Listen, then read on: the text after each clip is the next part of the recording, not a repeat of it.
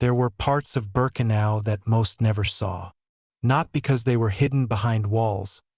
but because they existed quietly, without noise, without attention, functioning in the background of the camp's vast and structured system. Away from the barracks, away from the open grounds, beyond the movement of daily routines, stood the storage warehouses. Long, uniform buildings, orderly, controlled, silent.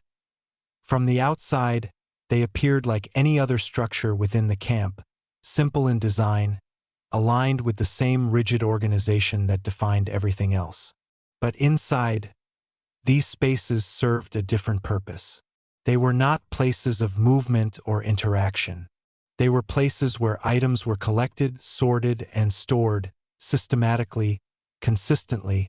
and with a precision that reflected the wider structure of the camp itself. Each section organized in a way that made the environment feel almost mechanical, as if every detail had been reduced to process and placement. And yet, within that order, there was a deeper layer to be understood. Because these warehouses were not separate from the camp system, they were a part of it.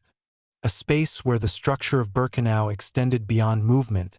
In this documentary, we step inside these warehouses to understand how they functioned, how they were structured, and how they fit into the broader system of the camp. And before we begin, take a moment to like this video, subscribe to In&Out Nazi Germany, and let me know in the comments where in the world you're watching from. Every story, every memory, and every place matters. And together we keep history alive. Now let's begin. Chapter 1, Segment 1, Entering the Warehouse Zone. As the focus shifts from the more visible and commonly understood areas of Birkenau toward a quieter and less immediately recognizable part of the camp, the storage warehouses begin to emerge not as isolated structures, but as elements within a larger, highly organized environment. And it is within this transition that the nature of these spaces starts to become clear, because unlike the barracks or open grounds where movement and routine define the experience, the warehouse zone existed with a different rhythm, one that was less about visible activity and more about controlled order. And as one approaches these buildings, what becomes noticeable first is not what is happening, but what is not, because there is an absence of the constant movement that characterizes other parts of the camp, replaced instead by a stillness that gives the area a distinct atmosphere. And within this stillness, the physical layout of the warehouses begins to take shape, as long rows of structures extend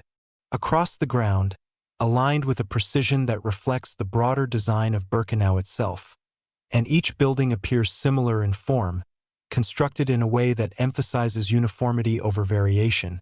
creating a visual continuity that reinforces the sense of order. And as this arrangement is observed, it becomes evident that these warehouses were not placed randomly, but positioned deliberately within the camp's layout,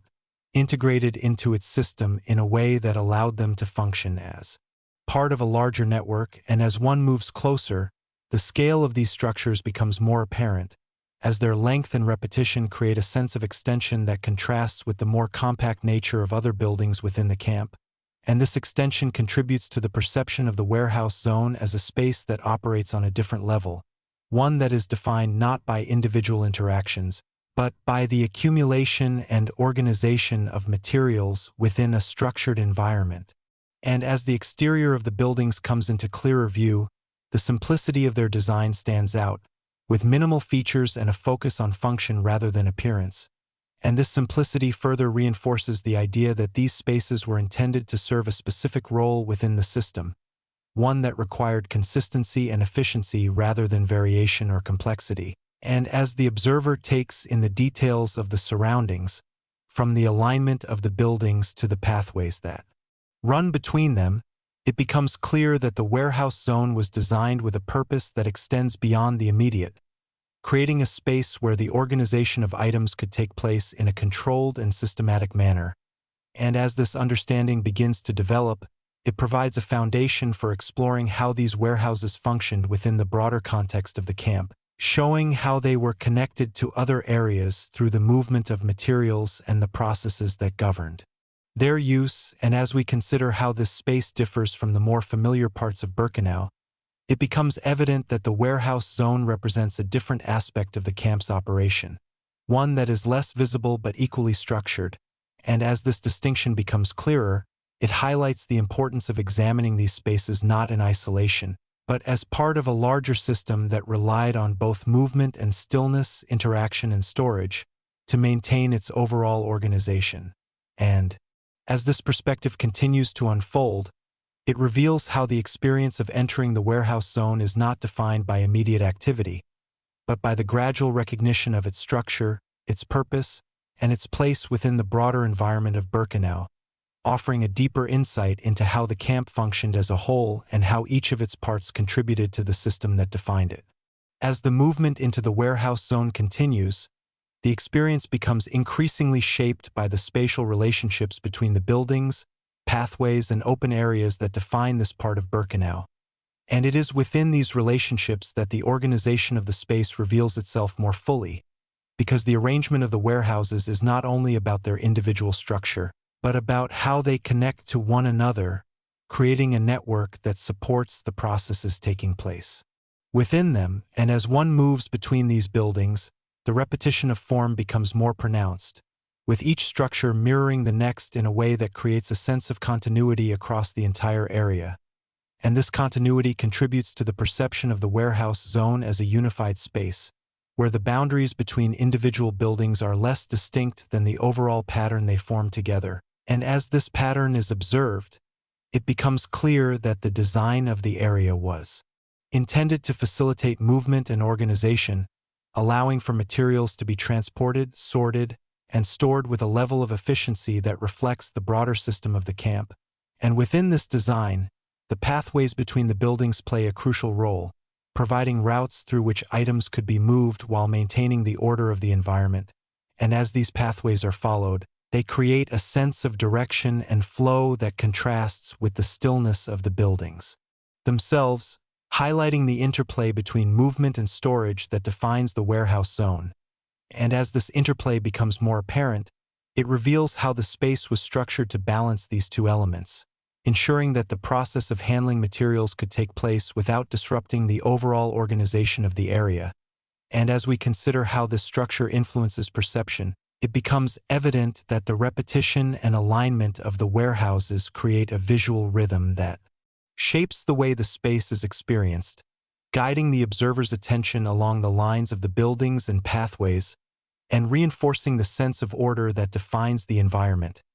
And as this visual rhythm continues, it contributes to a feeling of scale, where the extent of the warehouse zone becomes more apparent through the repetition of its elements, creating an impression of a space that extends beyond immediate view. And as this impression develops, it highlights the role of design in shaping how the environment is understood,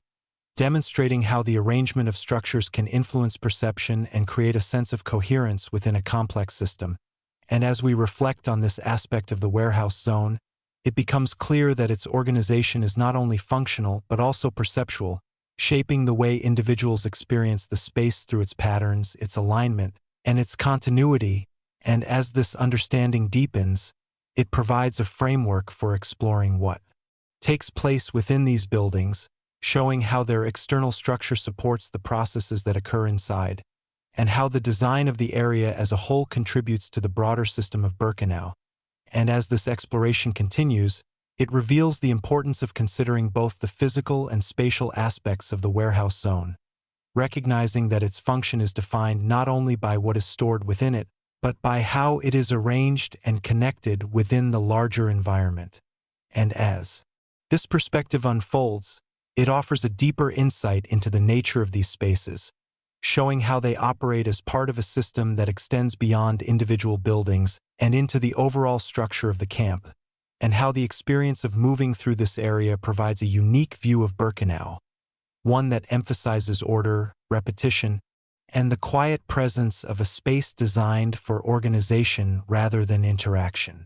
Chapter 1, Segment 2,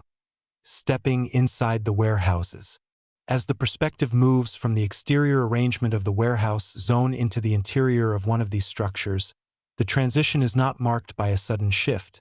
but by a gradual change in atmosphere, where the openness of the outside gives way to a more enclosed and controlled environment. And it is within this transition that the interior space begins to reveal its defining characteristics, because upon entering, the first impression is not of activity,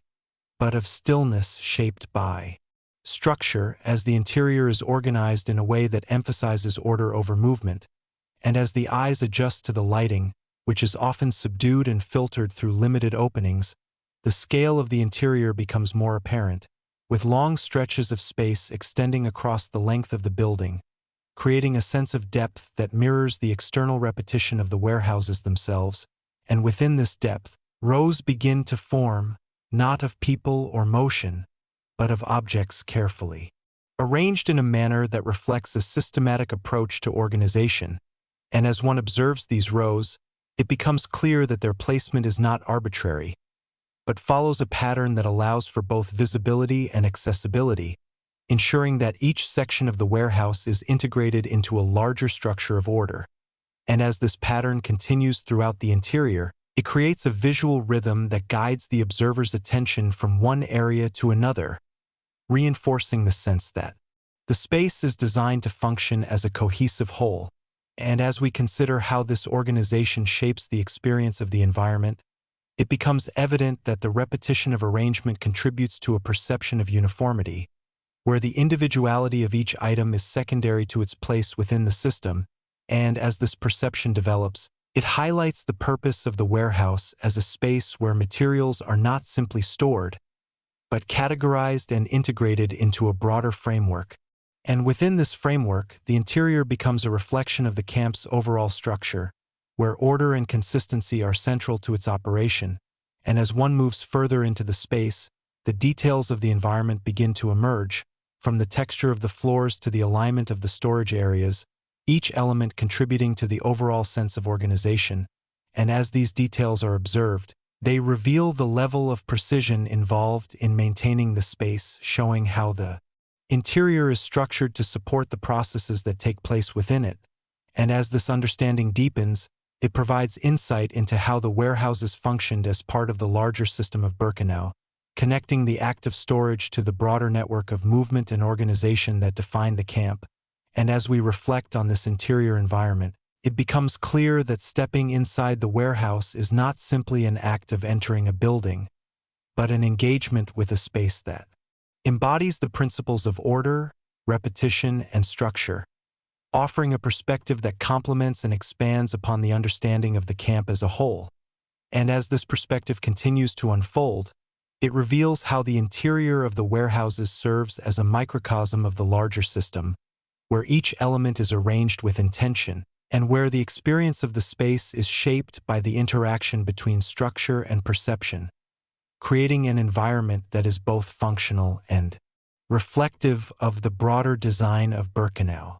As the movement within the warehouse continues, the experience of the interior space becomes increasingly defined by the relationship between scale and detail, because while the overall structure presents a sense of vastness through its length and repetition, it is the smaller elements within that structure that contribute to a deeper understanding of how the space operates, and it is within this interplay that the complexity of the warehouse begins to emerge, as the observer's attention shifts between the larger arrangement of rows and the individual sections that make up those rows. And as this shift occurs, it reveals how the interior is organized in layers, where each level of arrangement supports the next, creating a system that is both comprehensive and interconnected. And as one moves through these layers, the consistency of the layout becomes more apparent, with each section reflecting the same principles of alignment and categorization, reinforcing the idea that the space is designed to maintain a continuous sense of order, and as this consistency is observed, it contributes to the perception of the warehouse as a controlled environment, where variation is minimized in favor of structure. And as we consider how this affects the experience of the space, it becomes evident that the repetition of arrangement creates a sense of predictability, allowing the observer to anticipate the continuation of patterns as they move through the interior. And within this predictability, the space takes on a quality that is both methodical and immersive, as the regularity of its design encourages a focused engagement with its details. And as this engagement deepens, it highlights the role of organization in shaping the function of the warehouse, showing how the arrangement of items is not only about storage, but about creating a system that can be navigated and understood. And as this system becomes clearer, it provides insight into how the warehouses were integrated into the broader operations of the camp, serving as spaces where materials could be managed in a way that aligned with the overall structure of Birkenau. And as we reflect on this aspect of the interior, it becomes clear that the experience of moving through the warehouse is shaped by both its physical design and the processes it supports, creating an environment that is defined by its balance between scale and detail. And as this balance is observed, it reveals how the space functions as part of a larger network, where each warehouse contributes to the overall organization of the camp, and where the interior layout plays a key role in maintaining the efficiency and consistency of that organization. And as this understanding continues to develop, it offers a deeper perspective on the nature of these spaces, showing how their design reflects the principles that govern the camp as a whole, and how the experience of stepping inside the warehouse provides a unique view of those principles in action. And as this exploration unfolds, it reinforces the idea that the warehouses are not simply storage areas, but integral components of a system that relies on structure, repetition, and careful organization to function effectively, offering a perspective that enhances the overall understanding of Birkenau and its complex and interconnected environment. Chapter 1, Segment 3: What was stored inside. As the interior of the warehouses becomes more familiar through observation, attention naturally begins to shift from the structure of the space to the contents within it. And it is within this shift that the true function of these buildings begins to take form, because the organization of the interior is not an abstract arrangement, but one that is defined by the presence of items that have been collected, sorted, and placed within the system, and as one moves through the rows that extend across the warehouse, what becomes increasingly clear is that these items are not arranged randomly, but categorized in a manner that reflects a deliberate and systematic approach to storage. And as this categorization reveals itself, it creates a sense of order that is both visual and conceptual, where each section of the warehouse corresponds to a specific type of item, and within this structure, the repetition of similar objects grouped together contributes to a pattern that is consistent across the entire space. And as this pattern is observed, it becomes evident that the purpose of the warehouse is not simply to hold materials, but to organize them in a way that allows for clarity and accessibility, ensuring that each item can be located within the broader system. And as we consider how this organization influences perception, it becomes apparent that the arrangement of these items creates a visual rhythm that guides the observer's attention, moving from one section to another, in a way that reflects the underlying structure of the space. And within this rhythm, the distinction between individual objects begins to give way to the collective presence of groups, as the repetition of similar forms creates an impression of uniformity. And as this impression develops, it highlights the scale of the storage process, showing how the accumulation of items contributes to a larger understanding of the warehouse as a space defined by quantity as well as order. And as one continues to observe these groupings, the consistency of their arrangement reinforces the idea that the system is designed to maintain a high level of organization, where each category is clearly defined and maintained across the space. And as this consistency is recognized, it provides insight into how the warehouse functions as part of the broader system of the camp, connecting the act of storage to the larger processes of collection and distribution that define the environment. And as this connection becomes clearer, it reveals how the interior of the warehouse serves as a reflection of the camp's overall structure, where the principles of order and categorization are applied not only to space, but to the items within it. And as we reflect on this aspect of the environment, it becomes clear that the experience of observing what is stored inside the warehouse is not limited to the identification of individual objects, but extends to an understanding of how those objects are integrated into a system that emphasizes organization and structure. And as this understanding deepens, it provides a foundation for exploring the significance of these items within the broader context of the camp,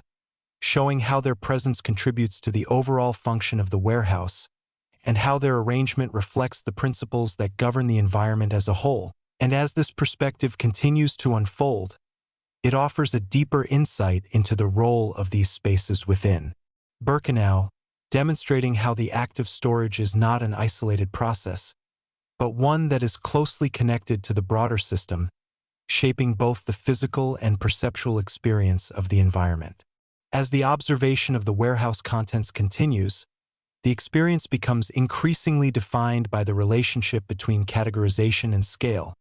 because while each section of the warehouse is organized according to specific types of items, the repetition of these categories across the entire space creates an impression of continuity that extends beyond individual groupings, and it is within this continuity that the true extent of the storage process becomes more apparent. As the accumulation of items across multiple sections contributes to a sense of magnitude that is both visual and conceptual, and as one moves through the warehouse, this sense of magnitude is reinforced by the consistent arrangement of categories, where each new section reflects the same principles of organization, creating a pattern that repeats throughout the space. And as this pattern is observed, it becomes clear that the warehouse operates as a unified system, where the categorization of items is not limited to isolated areas, but extends across the entire structure, ensuring that the organization remains consistent regardless of scale. And as we consider how this consistency influences perception, it becomes evident that it creates a sense of order that is both stable and predictable, allowing the observer to understand the structure of the space through its repetition. And within this understanding, the warehouse can be seen as a place where the accumulation of items is balanced by the organization of those items, creating an environment that is defined by both quantity and structure. And as this balance is maintained, it highlights the role of categorization in shaping the function of the warehouse, showing how the arrangement of items supports the overall system by ensuring that each element is integrated into a broader framework. And as this framework becomes clearer, it provides insight into how the warehouses were connected to the larger operations of the camp, serving as spaces where materials could be managed in a way that aligned with the overall organization of Birkenau. And as this connection is understood, it reinforces the idea that the contents of the warehouse are not separate from the system, but an integral part of it, contributing to the overall structure through their arrangement and categorization.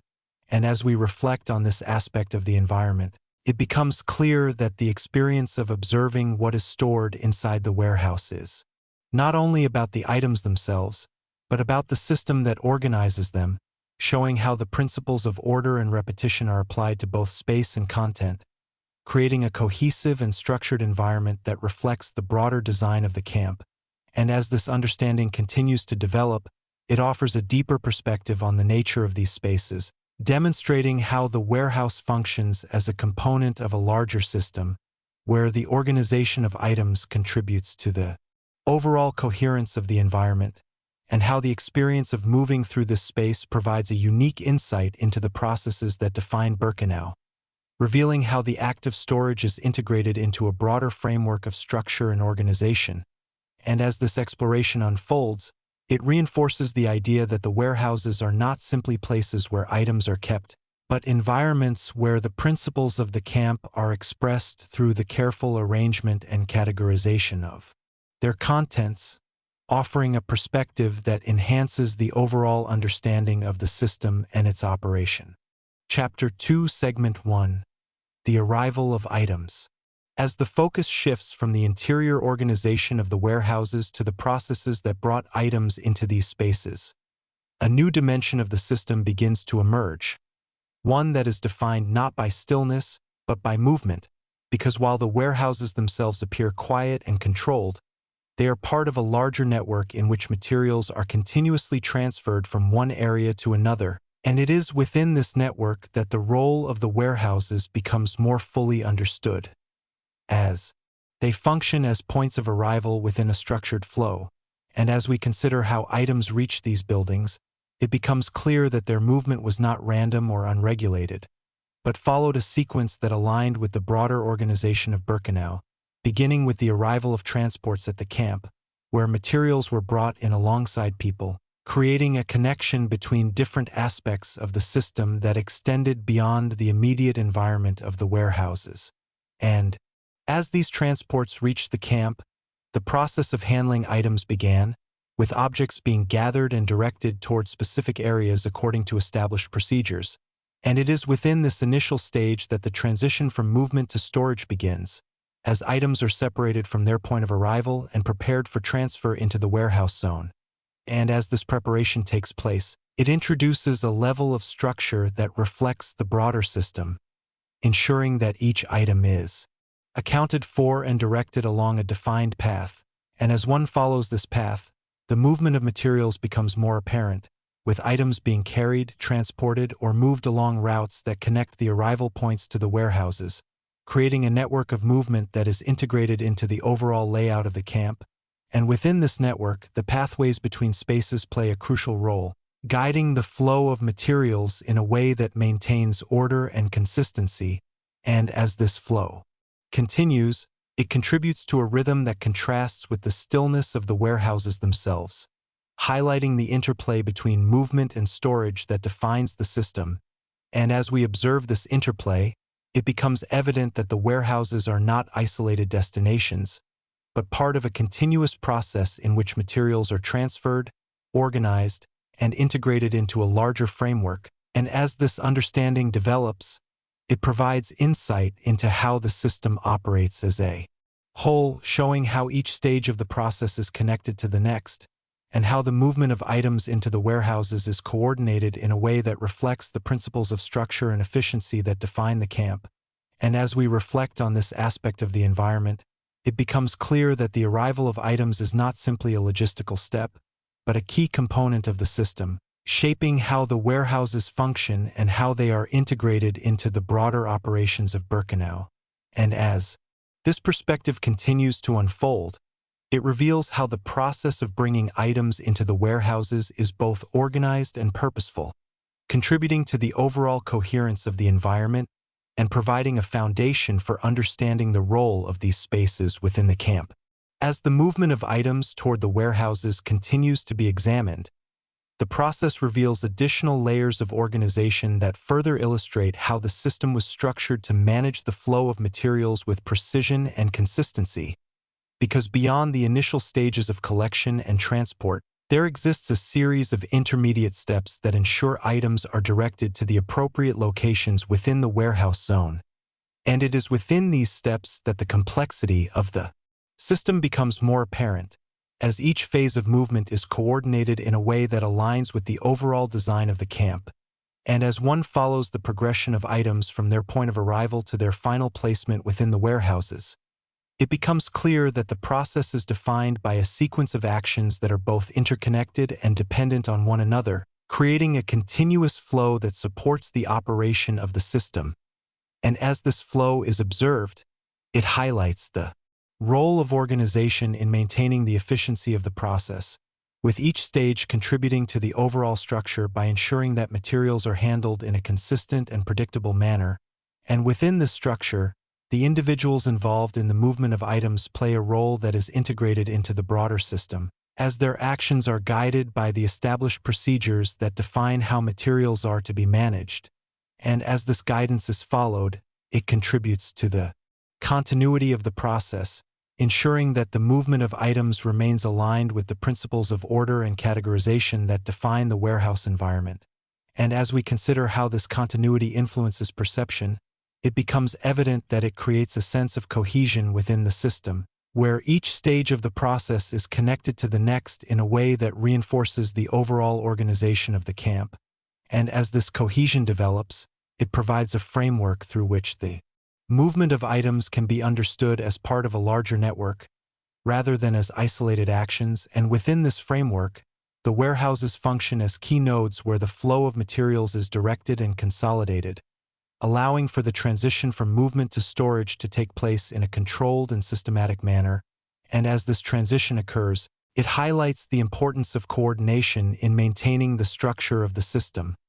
showing how the alignment of processes ensures that each item reaches its intended destination within the warehouse. And as we reflect on this aspect of the environment, it becomes clear that the arrival of items is not simply about transportation, but about integration, as materials are brought into a system that organizes and categorizes them according to established principles.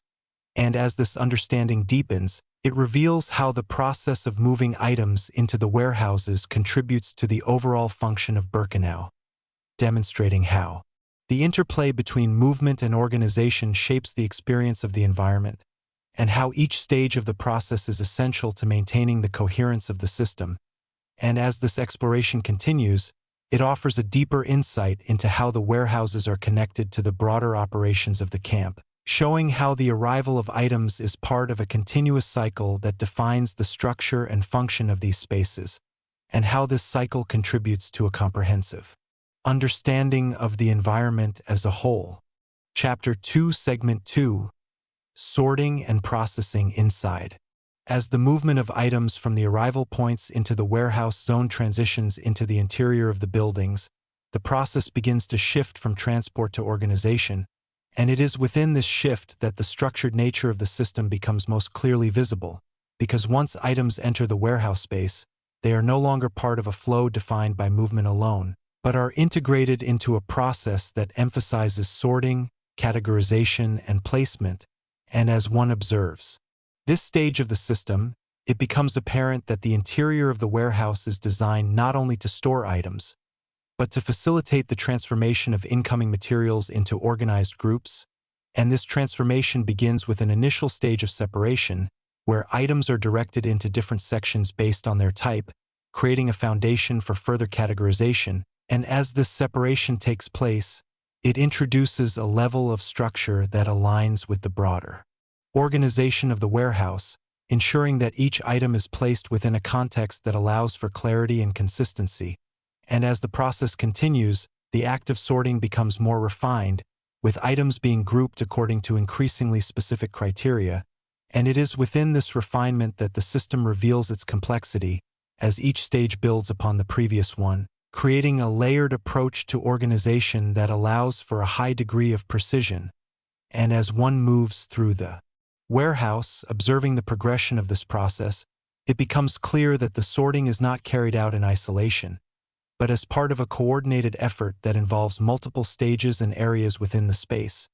And within this coordination, the layout of the warehouse plays a crucial role, providing designated zones where different aspects of the sorting process can take place without disrupting the overall flow. And as these zones are observed, they reveal how the interior is structured to support the system, with each area contributing to the overall organization by focusing on a specific stage of processing. And as we consider how this structure influences perception, it becomes evident that the repetition of sorting patterns creates a sense of continuity within the space, where the observer can follow the progression of items from one stage to the next, understanding how they move from a state of mixed collection to one of organized categorization. And within this progression, the presence of individuals engaged in the sorting process adds another dimension to the experience, as their actions reflect the application of the system in practice, demonstrating how the principles of organization are carried out within the environment. And as this interaction between structure and activity becomes more apparent, it highlights the role of human involvement in maintaining the system, showing how the design of the warehouse supports the actions required to sustain its function. And as this understanding deepens, it provides insight into how the process of sorting contributes to the overall operation of the camp, connecting the interior activities of the warehouse to the broader network of movement and organization that defines Birkenau. And as we reflect on this aspect of the environment, it becomes clear that the sorting and processing of items is not simply a logistical task, but a fundamental component of the system, shaping how the warehouses function and how they are integrated into the larger framework. And as this perspective continues to unfold, it reveals how the interior of the warehouse serves as a space where order is actively created and maintained,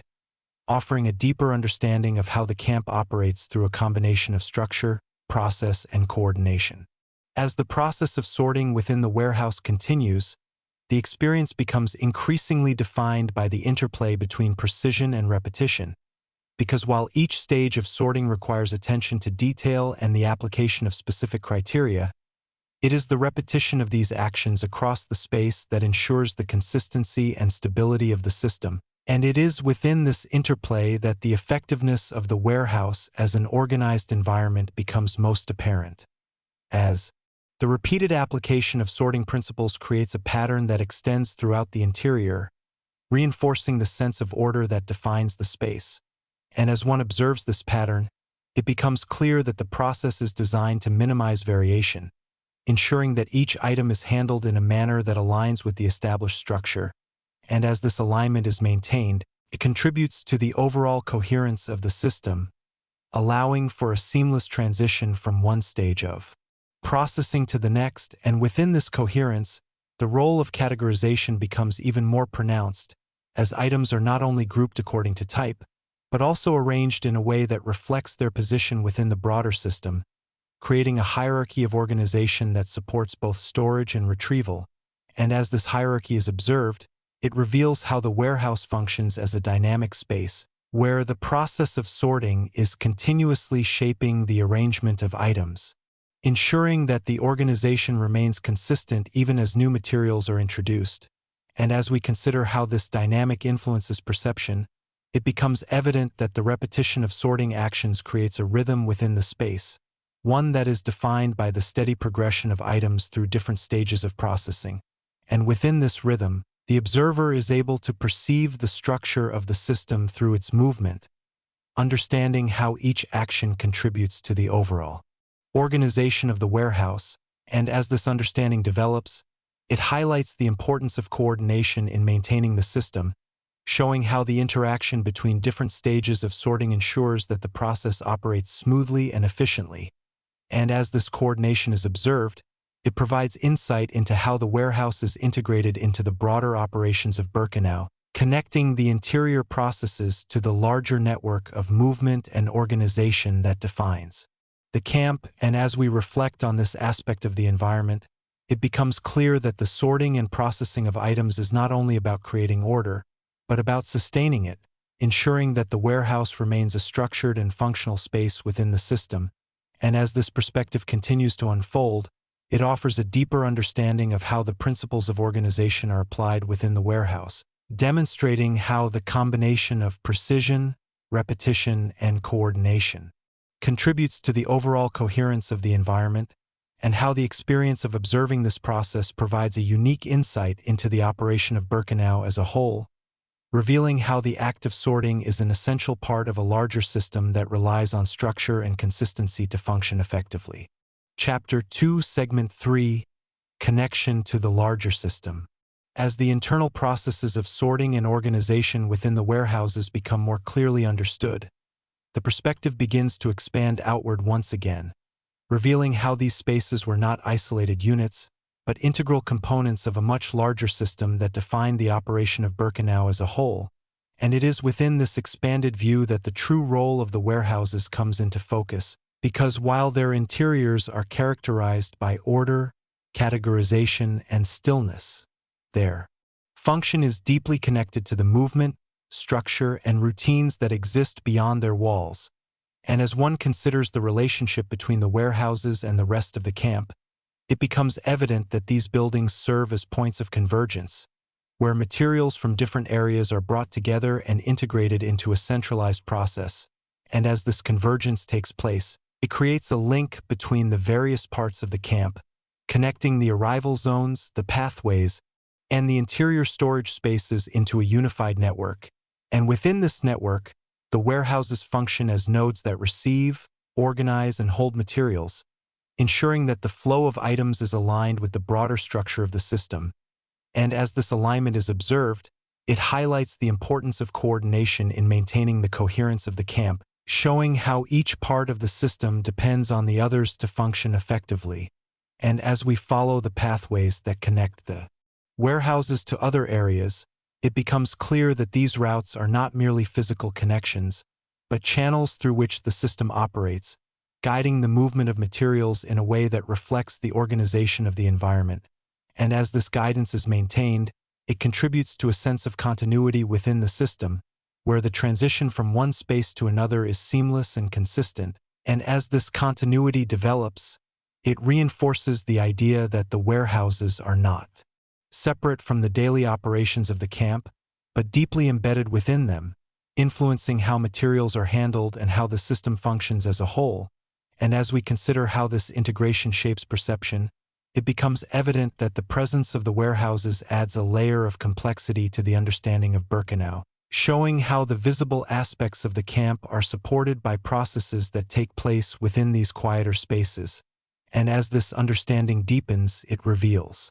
how the system is structured to operate on multiple levels, with each level contributing to the overall organization of the environment. And within this structure, the warehouses play a crucial role in maintaining order, ensuring that materials are not only stored, but integrated into a framework that supports the functioning of the camp. And as this perspective continues to unfold, it provides a broader view of how the warehouses are connected to the larger system, demonstrating how their role extends beyond their physical boundaries and into the network of processes that define Birkenau. And as we reflect on this aspect of the environment, it becomes clear that understanding the warehouses requires an understanding of the system as a whole, as their function is inseparable from the broader context in which they operate. And as this exploration continues, it offers a deeper insight into how the different elements of the camp are interconnected, showing how the movement, organization, and storage of materials come together to form a cohesive and structured system that defines the experience of Birkenau. As the connection between the warehouses and the larger system of Birkenau continues to be examined, the relationship between internal processes and external structures becomes increasingly significant, because it is through this relationship that the coherence of the entire environment is maintained, and it is within this coherence that the operation of the camp can be understood as a unified system rather than a collection of separate parts. And as one considers how the warehouses interact with other areas, it becomes clear that their role is both supportive and essential, as they provide the means through which materials are organized and integrated into the broader framework. And as this integration takes place, it creates a network of dependencies, where the function of each part is linked to the others, ensuring that the system operates as a whole. And within this network, the flow of materials is guided by established pathways and procedures that connect the warehouses to the rest of the camp. And as these connections are followed, they reveal how the movement of items is coordinated in a way that aligns with the overall structure, allowing for a consistent and predictable process that reinforces the organization of the environment. And as we observe this coordination, it becomes evident that the warehouses serve as central points within this network, where the processes of collection, sorting, and storage converge, creating a space where the different elements of the system are brought together. And as this convergence is maintained, it contributes to the stability of the system, ensuring that the flow of materials remains aligned with the principles of order and efficiency that define Birkenau. And as we consider how this stability influences perception, it becomes clear that it creates a sense of cohesion within the environment, where each part of the camp is understood in relation to the others. And within this understanding, the warehouses are seen not as isolated spaces, but as integral components of a larger structure that relies on their function to maintain its organization. And as this perspective develops, it highlights the importance of examining the relationships between different elements of the camp, recognizing that the operation of the system is defined not only by individual processes, but by the way those processes interact and support one another. And as this interaction becomes more apparent, it reveals how the warehouses contribute to the overall coherence of Birkenau, demonstrating how their role in organizing materials supports the functioning of the camp as a whole.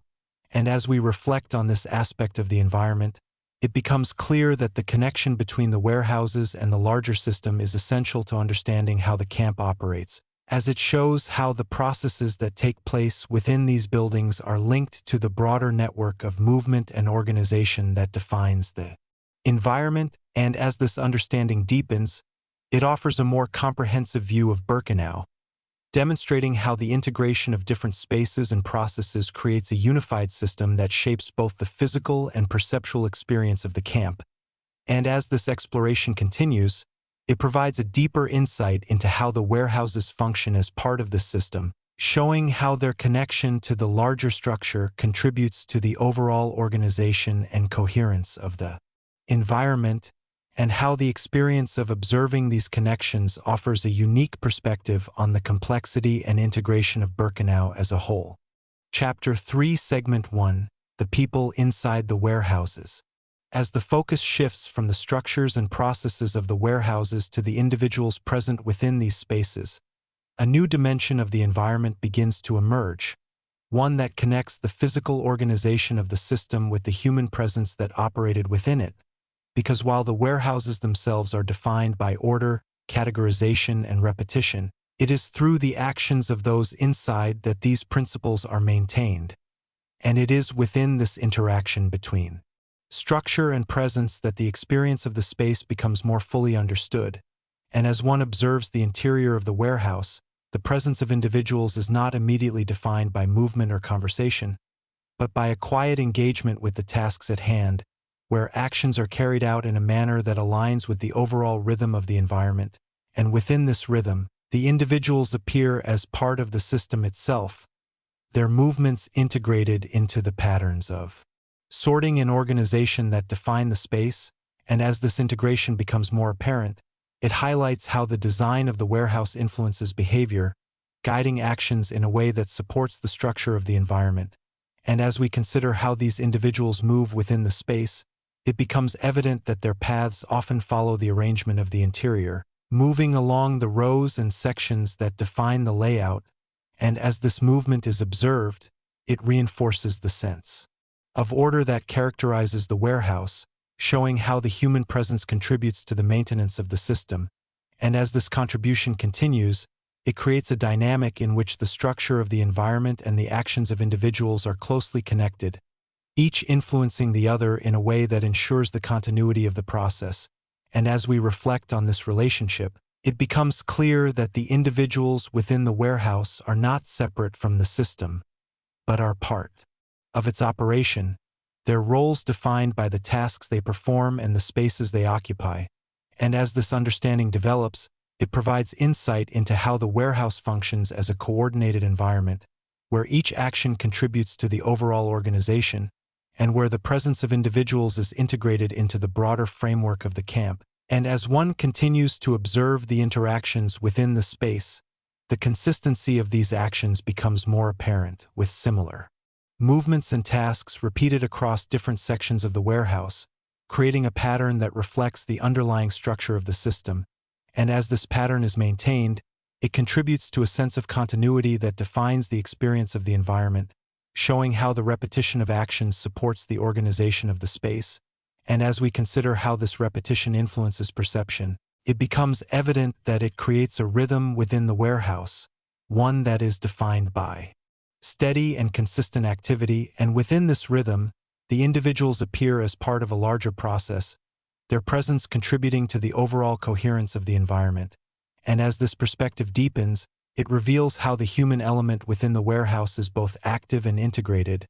demonstrating how the actions of individuals are shaped by the structure of the space and how those actions, in turn, support the functioning of the system. And as we reflect on this aspect of the environment, it becomes clear that understanding the people inside the warehouses requires an understanding of their relationship to the system, as their presence is defined not only by who they are, but by how they interact with the space and the processes that define it.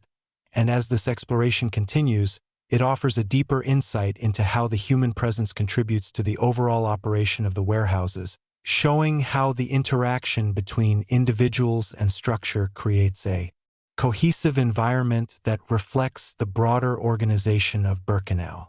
As the observation of individuals within the warehouse continues, the experience becomes increasingly shaped by the subtle details of their presence, where small actions and movements contribute to a broader understanding of how the environment functions on a human level. Because while the system itself is defined by structure and organization,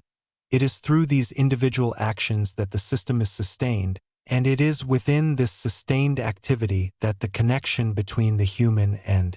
the structural becomes most apparent. And as one watches the way individuals engage with the space, it becomes clear that their actions are often measured and consistent,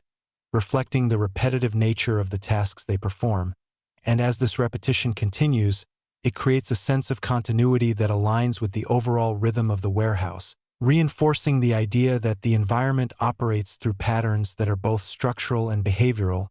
and within this alignment, the presence of individuals contributes to the stability of the system, ensuring that the processes of sorting and organization are carried out in a manner that maintains the order of the space. And as we consider how this stability influences perception, it becomes evident that it creates a sense of cohesion within the environment, where the actions of individuals are integrated into the broader framework. And as this integration develops, it highlights the role of consistency in maintaining the system, showing how the repetition of actions supports the organization of the warehouse and how this organization, in turn, shapes the behavior of those within it. And as one observes the interactions between individuals and their surroundings, the relationship between space and action becomes more clearly defined, with each movement reflecting the layout of the environment and each task contributing to the overall function of the system. And as this relationship is understood, it provides insight into how the warehouse operates as a coordinated space, where the human presence is not separate from the structure, but an integral part of it. And as this understanding deepens, it reveals how the experience of the warehouse is shaped by the interplay between individuals and the environment, demonstrating how the actions of those within the space contribute to the maintenance of its order, and how the structure of the space guides those actions in a way that ensures the continuity of the system. And as we reflect on this aspect of the environment, it becomes clear that the people inside the warehouses are not merely participants in a process, but essential components of the system itself, their presence contributing to the overall coherence and functionality of the space. And as this perspective continues to unfold, it offers a deeper understanding of how the human element is integrated into the broader organization of Birkenau, showing how the interaction between individuals and structure creates a unified environment that reflects the principles of order, repetition, and coordination that define the camp. And as this exploration continues, it provides a comprehensive view of how the presence of individuals within the warehouses contributes to the overall operation of the system, demonstrating how the human and structural elements come together to form a cohesive and interconnected environment that shapes the experience of the space. Chapter 3, Segment 2: Daily Workflow and Routine. As the presence of individuals within the warehouses becomes more clearly understood, the focus naturally shifts toward the patterns of activity that define their time within these spaces. And it is within these patterns that the concept of routine begins to take shape, because while the environment itself is structured through physical organization,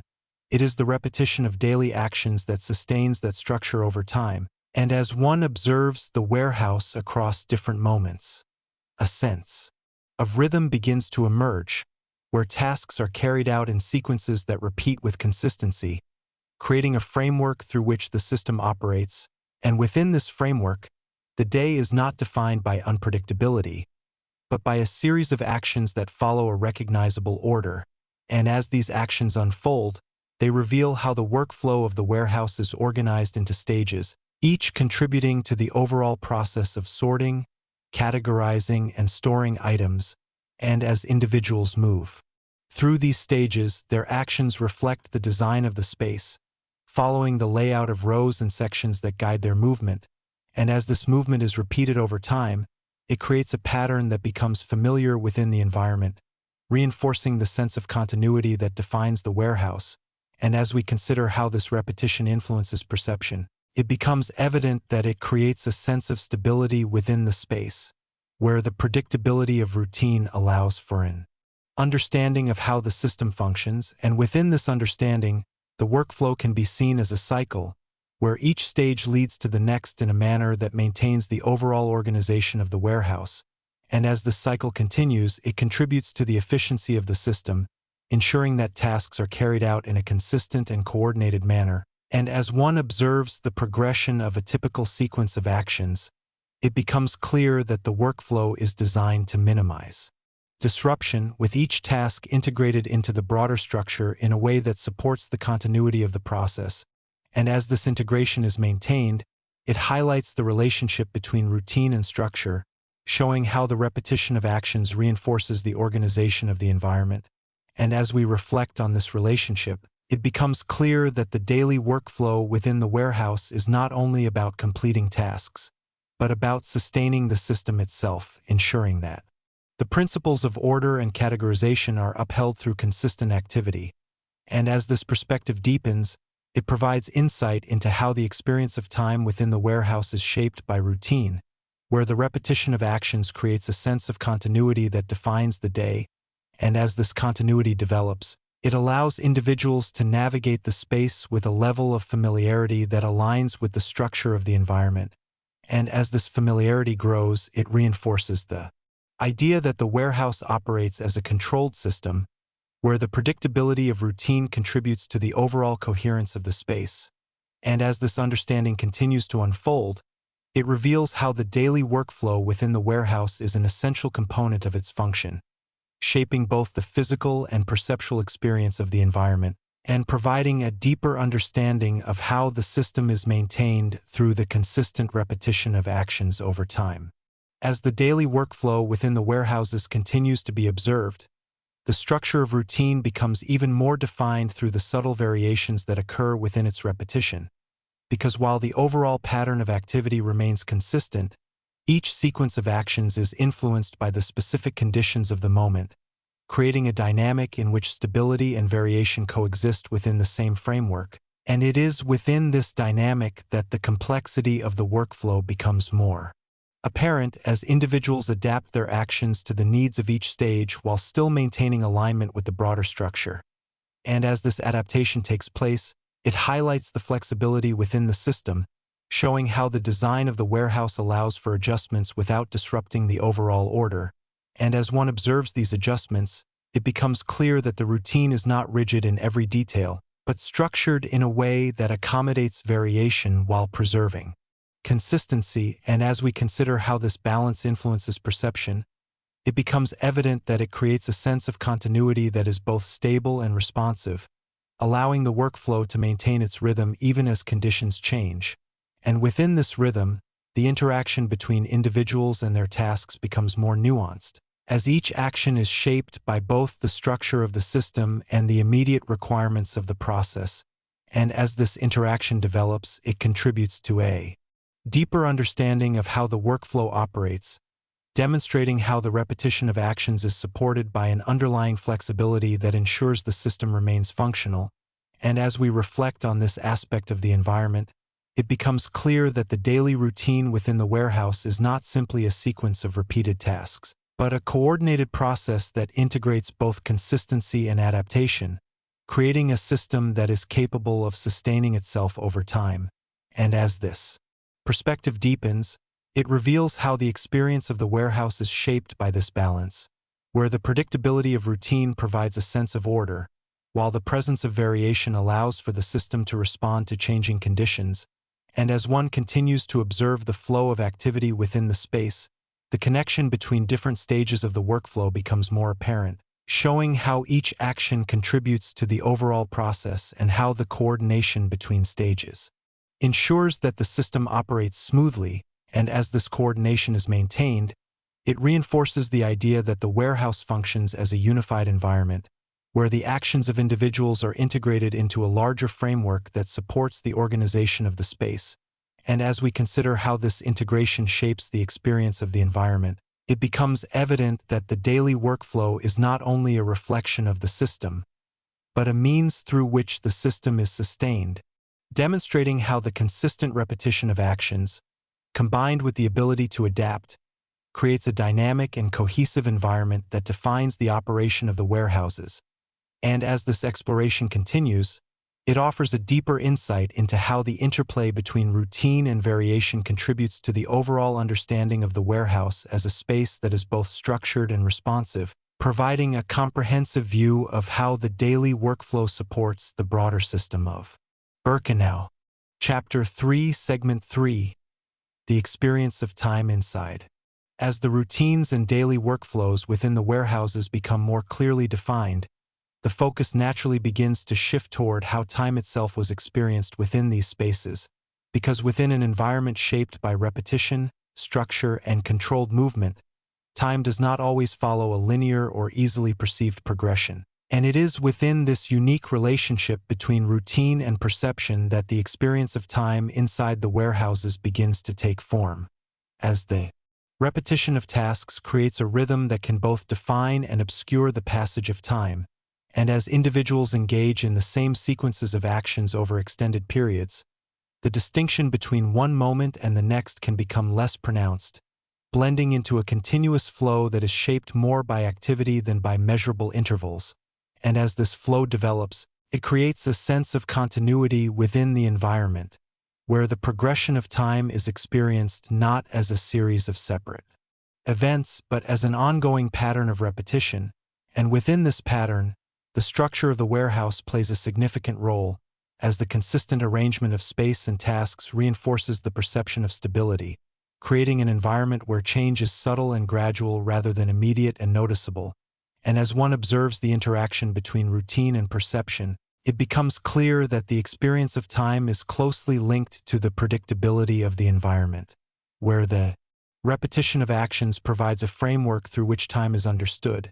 and as this framework is maintained, it contributes to a sense of order that defines the daily experience within the warehouse. And as we consider how this affects the perception of duration, it becomes evident that time within this space can feel both extended and compressed, depending on the perspective through which it is viewed, as the continuity of routine can create an impression of length, while the lack of distinct variation can make individual moments seem less differentiated.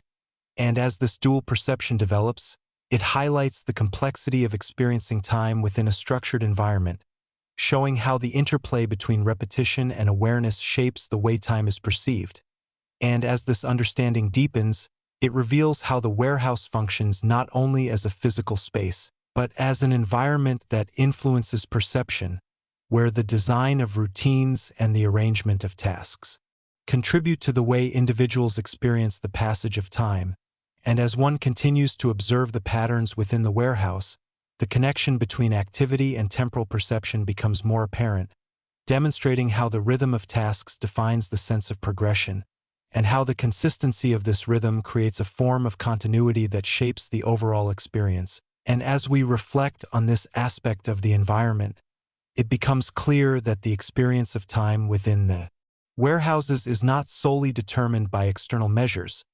but by the internal structure of the system, where repetition, routine, and organization combine to create a unique temporal dynamic. And as this perspective continues to unfold,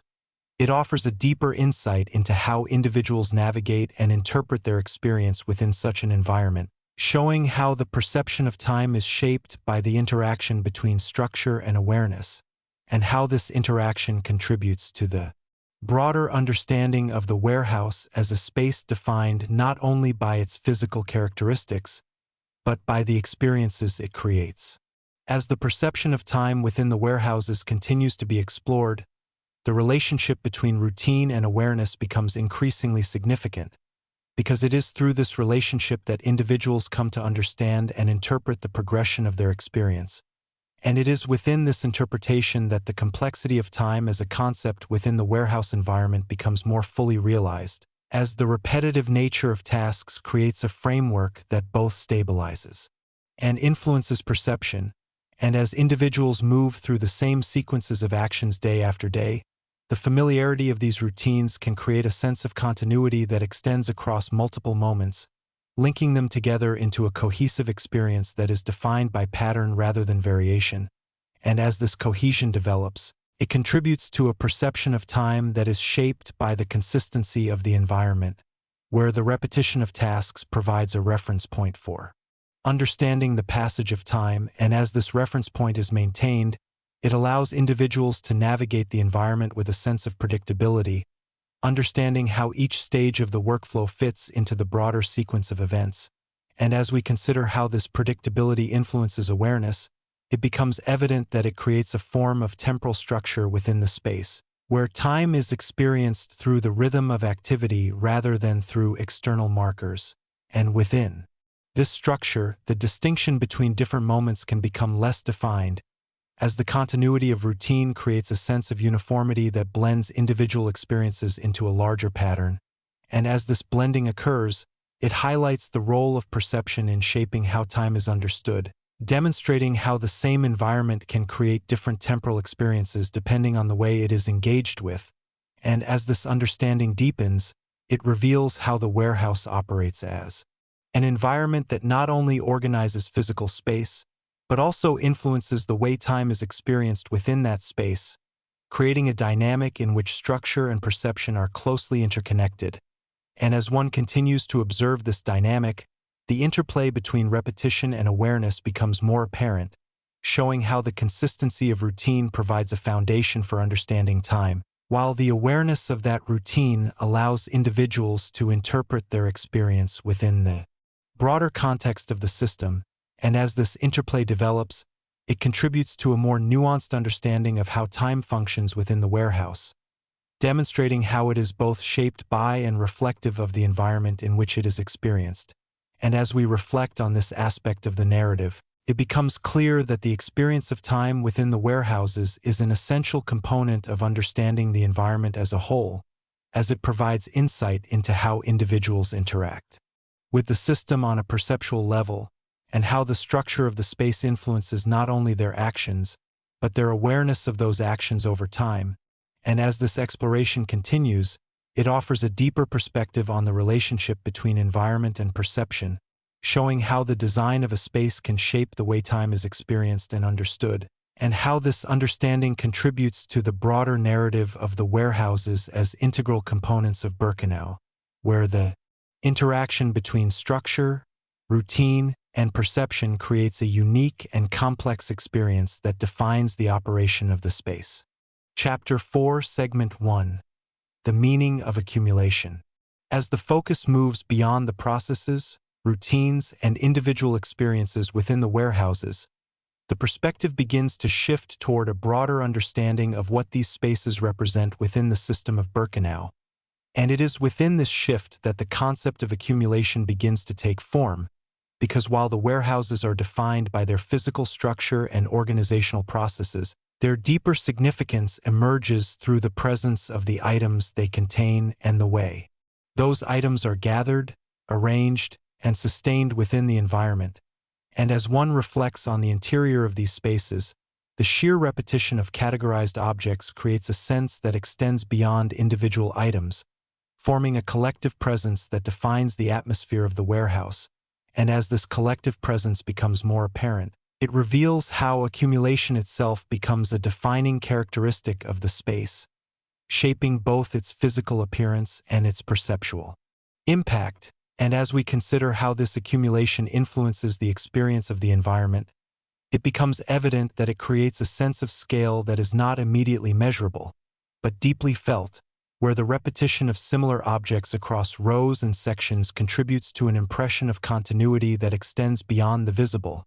And as this impression develops, it highlights how the accumulation of items transforms the warehouse from a simple storage space into a structured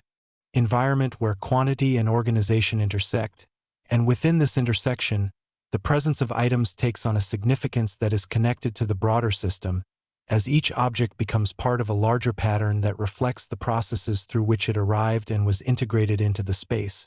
And as this pattern is observed, it reinforces the idea that the warehouses function as more than passive containers, but as active components of the system, where the accumulation of items is both a result of and a contributor to the overall organization of the camp. And as this understanding deepens, it reveals how the act of accumulation is closely tied to the principles of order and categorization that define the warehouse environment, showing how the gathering of items is structured in a way that maintains consistency and coherence across the space. And as one continues to reflect on this aspect of the environment, the relationship between accumulation and perception becomes more apparent, as the presence of large quantities of similar objects creates a visual and conceptual rhythm that shapes how the space is experienced. And within this rhythm, the observer is drawn into a pattern that emphasizes repetition and continuity, allowing for a deeper engagement with the structure of the warehouse. And as this engagement unfolds, it provides insight into how accumulation contributes to the overall meaning of the space, demonstrating how the presence of items is not only functional but also reflective of the system in which they exist. And as we reflect on this broader perspective,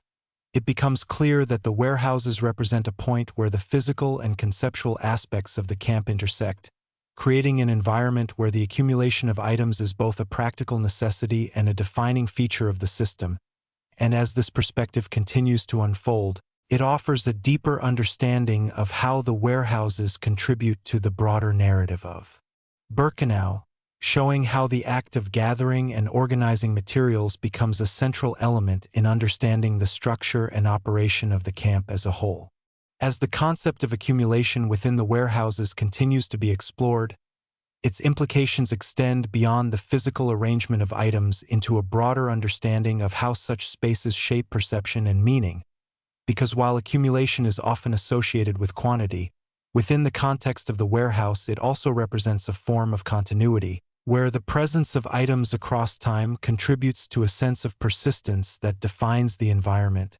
And it is within this persistence that the deeper significance of accumulation becomes more apparent, as the warehouse is not only a place where items are stored, but a space where they are held within a system that maintains their presence over time. And as this continuity is observed, it reveals how the accumulation of items creates a connection between different moments, linking the processes of arrival, sorting, and storage into a cohesive narrative that extends beyond individual actions. And as this narrative develops, it highlights the role of the warehouse as a space where the effects of the system are made visible through the presence of what has been gathered. And as one reflects on this visibility, it becomes clear that the accumulation of items serves as a representation of the broader processes that define the camp, showing how the organization of materials reflects the structure of the environment as a whole. And as this reflection deepens, it provides insight into how the warehouse functions as a space where the abstract principles of the system are translated into a tangible form, allowing for a direct engagement with the results of those principles. And as we consider how this engagement influences perception, it becomes evident that the accumulation of items creates a sense of depth within the environment, where the observer is able to perceive not only the physical arrangement of objects, but the layers of process and organization that contribute to their presence. And within this depth, the warehouse becomes a space of both observation and interpretation, where the act of viewing the accumulated items leads to a broader understanding of how the system operates. And as this understanding develops, it reveals how accumulation is not simply a byproduct of the system, but an integral part of its function, contributing to the overall coherence and structure of the environment. And as we reflect on this aspect of the narrative, it becomes clear that the meaning of accumulation within the warehouses is multifaceted, encompassing both the physical and conceptual dimensions of the space. And as this perspective continues to unfold, it offers a deeper insight into how the presence of items within the warehouse contributes to the broader understanding of Birkenau, demonstrating how the act of gathering and organizing materials is closely tied to the structure and operation of the camp, and how this connection shapes both the physical experience of the environment and the perception of its meaning. And as this exploration continues, it reinforces the idea that the warehouses are not only places of storage,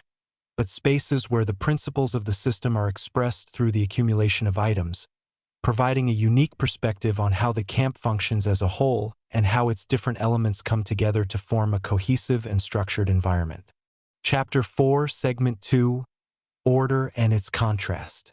As the meaning of accumulation within the warehouses begins to take shape, another dimension gradually emerges alongside it,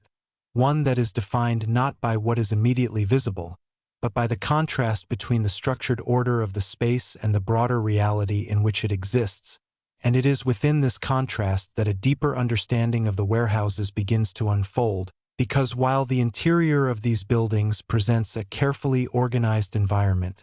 where items are arranged with precision and consistency, this order does not exist in isolation, but is part of a larger context that gives it significance beyond its immediate appearance. And as one observes the rows of categorized objects, the repetition of form and the clarity of arrangement create a sense of control that defines the space, and within this sense of control, the warehouse appears as a place where everything is accounted for, where each item has a designated place within a system that values structure and organization, and as this perception develops, it highlights the extent to which the environment is shaped by the principles of order, demonstrating how the arrangement of items reflects a deliberate effort to create a coherent and manageable space. And yet, as this order is considered more deeply, it becomes evident that it exists in contrast to a broader reality that cannot be fully contained within the boundaries of the warehouse. And it is within this contrast that the meaning of the space begins to expand, as the observer becomes aware that the organization of items is only one aspect of a more complex system, and that the clarity of arrangement within the warehouse stands alongside elements that are less visible but equally significant. And as this awareness grows, it creates a layered perception of the environment, where the visible order of the warehouse is understood in relation to the processes and contexts that surround it. And as we consider how this layered perception influences the experience of the space, it becomes evident that it introduces a sense of depth that goes beyond the physical arrangement of items, allowing for an understanding that encompasses both what is seen and what is implied. And within this understanding, the contrast between order and its broader context becomes a central feature of the warehouse, shaping how it is perceived and interpreted. And as one continues to observe the environment, the precision of the arrangement begins to take on a different quality, not only as a demonstration of organization, but as an indication of how the system operates on multiple levels, where the visible structure is supported by processes that extend beyond immediate observation. And as this perspective deepens, it reveals how the warehouse functions as a space where order is both created and contextualized, demonstrating how the arrangement of items reflects the broader system while also highlighting the complexity of that system. And as we reflect on this aspect of the environment, it becomes clear that the contrast between order and its context is essential to understanding the significance of the warehouses, as it shows how the structured appearance of the space is connected to a larger reality that shapes its meaning. And as this exploration continues, it offers a deeper insight into how the interaction between visible organization and underlying context defines the experience of the warehouse, providing a perspective that enhances the overall understanding of Birkenau and its interconnected systems. As the contrast between order and its broader context continues to unfold, it becomes increasingly clear that this relationship is not static but dynamic, shaped by the way in which the environment is perceived and interpreted over time. Because while the physical arrangement of the warehouse remains consistent, the understanding of what that arrangement represents evolves as one considers the larger system in which it exists, and it is within this evolving understanding that the complexity of the space becomes more fully realized, as the observer moves beyond the immediate visual impression of order to consider the processes, connections, and implications that give that order its meaning. And as this shift in perspective takes place, the warehouse is no longer seen solely as a space of organization,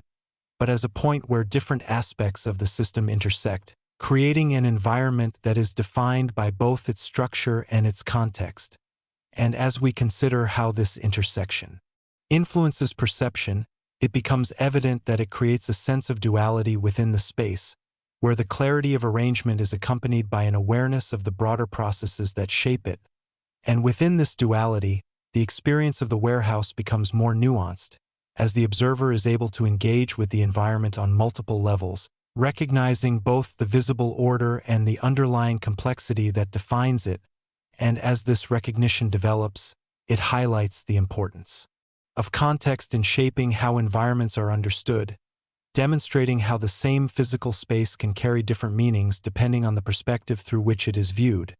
And as one continues to reflect on the warehouse, the relationship between order and context becomes more integrated, with each aspect informing the understanding of the other. And as this integration deepens, it reveals how the structured appearance of the space is not an isolated feature, but a reflection of the broader system, showing how the principles of organization extend beyond the warehouse and into the larger environment of Birkenau. And as we reflect on this aspect of the narrative, it becomes clear that the contrast between order and its context is not a contradiction, but a complementary relationship that enhances the understanding of the space, providing a more comprehensive view of how the warehouse functions within the system. And as this perspective continues to unfold, it offers a deeper insight into how the interplay between structure and context shapes the experience of the environment, demonstrating how the visible order of the warehouse is connected to a larger framework that defines its meaning, and how this connection contributes to the overall understanding of Birkenau as a complex and interconnected system. And as this exploration reaches its conclusion, it reinforces the idea that the significance of the warehouses lies not only in their physical organization, but in the way that organization interacts with the broader context, creating a space that is both structured and layered. And as this layered understanding develops, it provides a richer and more nuanced perspective on the environment, allowing for a deeper engagement with its meaning and its place within the larger narrative of the camp. Chapter 4, Segment 3. A reflection of the system. As the layers of meaning within the warehouses continue to unfold, the perspective gradually expands to consider how these spaces function not only as components within the system of Birkenau, but as reflections of that system itself, because while the warehouses operate through processes of accumulation, sorting, and organization, these processes are not unique to the warehouses alone, but are indicative of the broader principles that define the camp as a whole. And it is within this recognition that the warehouses begin to be understood as microcosms of the larger environment, where the structure, order, and repetition observed within their interiors mirror the organization that extends across the entire camp. And as one reflects on this connection, it becomes clear that the design of the warehouses is aligned with the overall layout of Birkenau, with their uniform construction, systematic arrangement, and integration into the network of pathways reflecting the same emphasis on consistency and control that defines other parts of the camp. And as this alignment becomes more apparent, it highlights how the warehouses are not separate or peripheral spaces, but integral elements that contribute to the coherence of the system, reinforcing its principles through their design and function. And as we consider how this reflection influences the perception of the environment, it becomes evident that the warehouses provide a concentrated view of the system, where the abstract principles of organization are made visible through the arrangement of space and items, allowing for a direct engagement with the mechanisms that sustain the camp. And within this concentrated view, the repetition of categorized objects, the precision of sorting processes, and the consistency of layout all serve to illustrate how the system operates on multiple levels, from the movement of materials to the organization of space. And as this illustration unfolds, it reveals how the warehouses encapsulate the logic of the camp, demonstrating how each element is structured to contribute to the overall function of the environment. And as this understanding deepens, it provides insight into how the system maintains its coherence, showing how the principles of order and categorization are applied consistently across different spaces, creating a unified framework that defines the experience of Birkenau. And as one continues to observe the relationship between the warehouses and the broader system, the connection between internal processes and external structures becomes more clearly defined, with the flow of materials, the arrangement of pathways, and the organization of spaces all contributing to a network that extends beyond the boundaries of the warehouses themselves. And as this network is understood, it reinforces the idea that the warehouses are not isolated entities, but reflections of a larger system that operates through interconnected processes and structures. And as we reflect on this aspect of the environment, it becomes clear that the significance of the warehouses lies not only in their function, but in their ability to represent the broader system in a concentrated form, offering a perspective that reveals how the principles of Birkenau are expressed through both its individual components and its overall design. And as this perspective continues to unfold, it provides a deeper understanding of how the warehouses contribute to the narrative of the camp,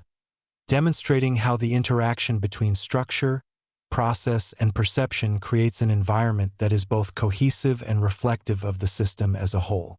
As the idea of the warehouses as reflections of the broader system continues to develop,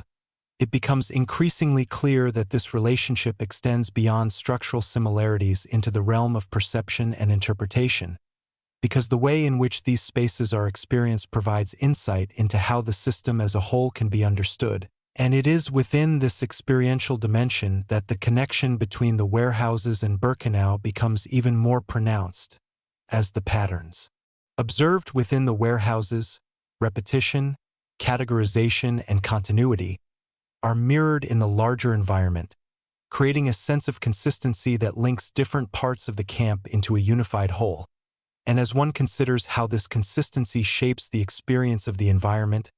it becomes evident that it allows for a form of understanding that moves beyond individual spaces, enabling the observer to perceive the camp as an interconnected system where each component contributes to the overall structure, and within this perception, the warehouses serve as key points of reference, offering a concentrated example of how the system operates, and as this example is observed, it provides a framework through which the broader environment can be interpreted, showing how the principles that define the warehouses are applied across the camp, from the arrangement of barracks to the organization of movement and routines, and as this framework develops, it highlights the importance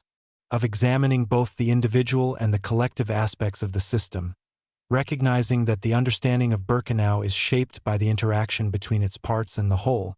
and as we consider how this interaction influences perception, it becomes clear that the warehouses play a crucial role in bridging these levels of understanding, offering a perspective that connects the detailed observation of specific spaces with the broader context of the camp.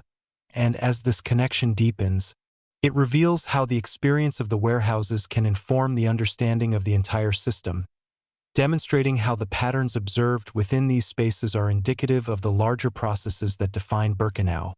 And as one continues to reflect on this relationship, the significance of the warehouses becomes more fully realized, as they are seen not only as functional spaces, but as representations of the system's underlying structure.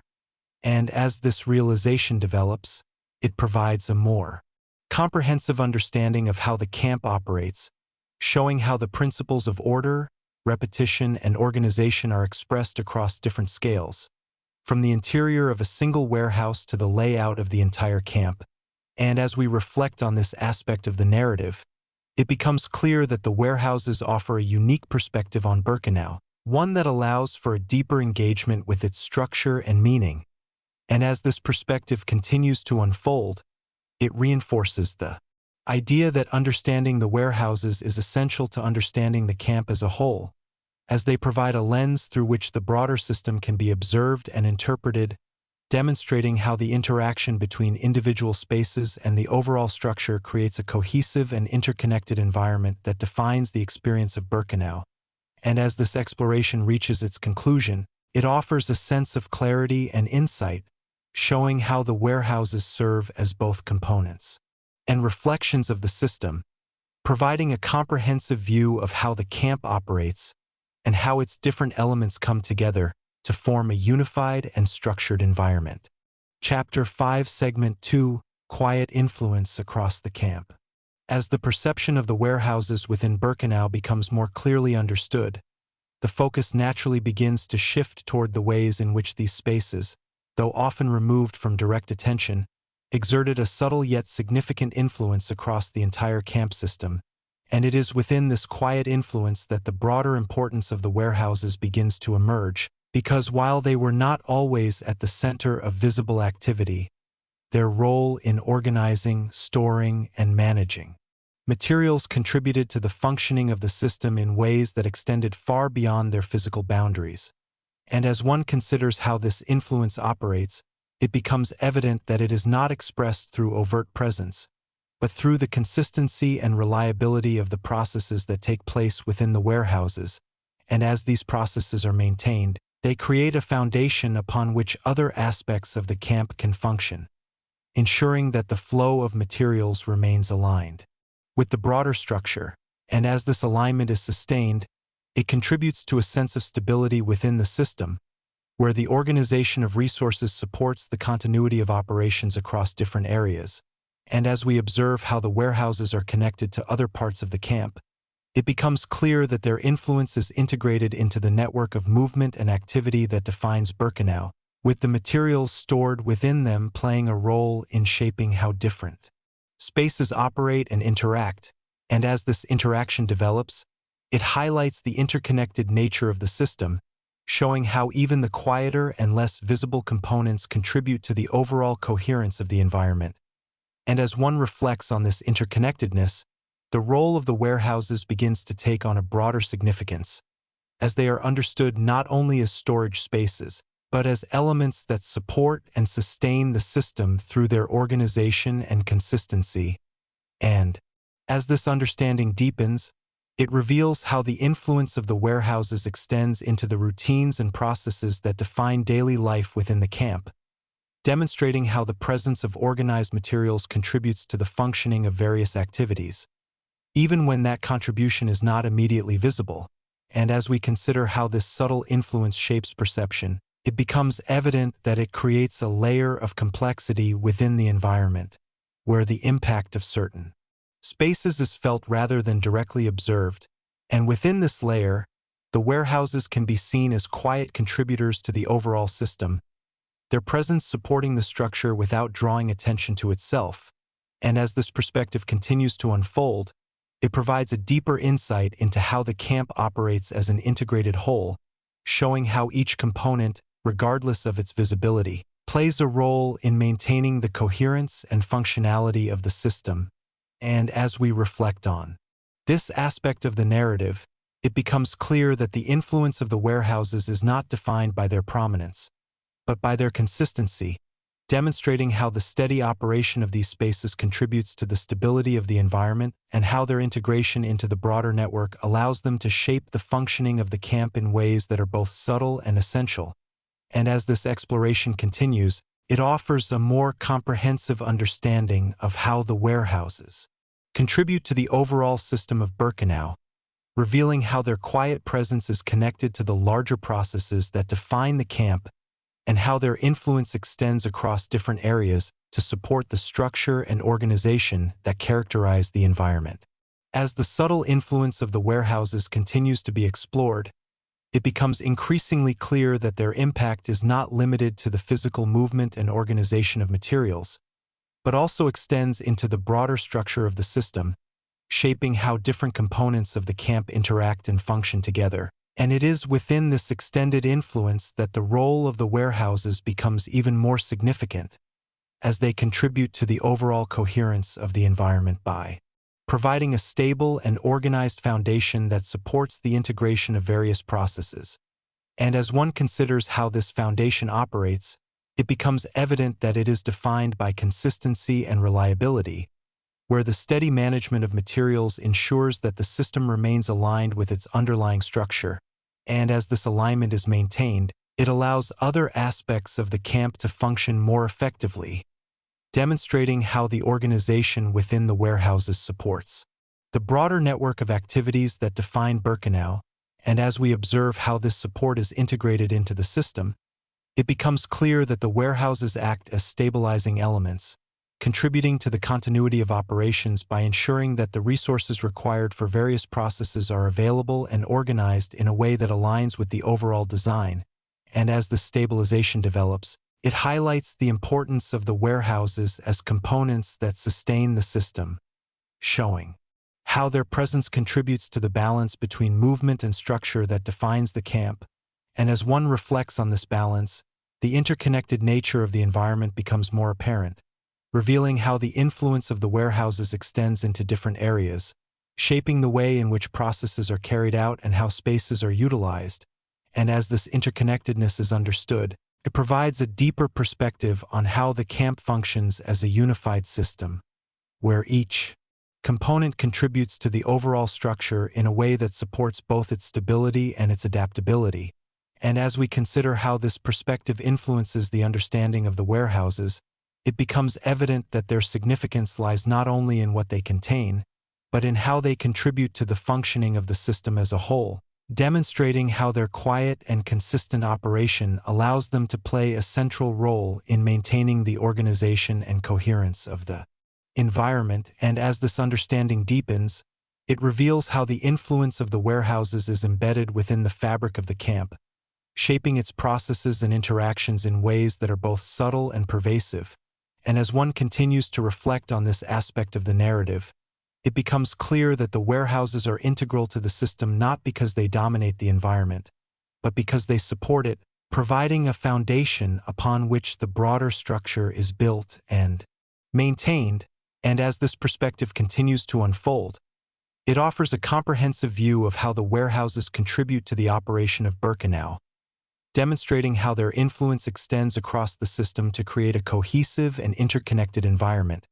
and how their role as stabilizing elements allows them to shape the experience of the camp in ways that are both essential and often unseen. And as this exploration reaches its conclusion, it reinforces the idea that understanding the warehouses requires an appreciation of their quiet influence, showing how their presence contributes to the overall functioning of the system and how their integration into the broader network allows them to play a key role in defining the structure and organization of Birkenau as a whole. Chapter 5, Segment 1, Perception within the camp. As the exploration of the warehouses moves beyond their structure, processes, and symbolic meaning, the perspective shifts toward how these spaces were perceived within the broader environment of Birkenau. And it is within this shift that the warehouses begin to take on a different dimension, one shaped not only by their physical presence but by the way they were understood in relation to the rest of the camp. Because while the warehouses were clearly integrated into the system, they occupied a position that was distinct from more visible and frequently encountered areas. And as a result, the perception of these spaces was influenced by their location, their function, and the limited interaction that many individuals had with them. And as one considers how the warehouses appeared within the overall layout of the camp, it becomes evident that they were both part of the environment and somewhat removed from its more active zones, creating a sense of distance that shaped how they were viewed. And within this distance, the warehouses could be seen as spaces defined by purpose rather than presence, where their role was understood through their function rather than through direct engagement. And as this perception developed, it contributed to a broader understanding of how different areas within Birkenau were experienced in varying ways, with some spaces characterized by movement and interaction, while others, like the warehouses, were defined by their stillness and structure. And as this distinction became more apparent, it highlighted the layered nature of the camp, where each area contributed to the overall system in a way that was both interconnected and distinct. And as one reflects on the position of the warehouses within this layered environment,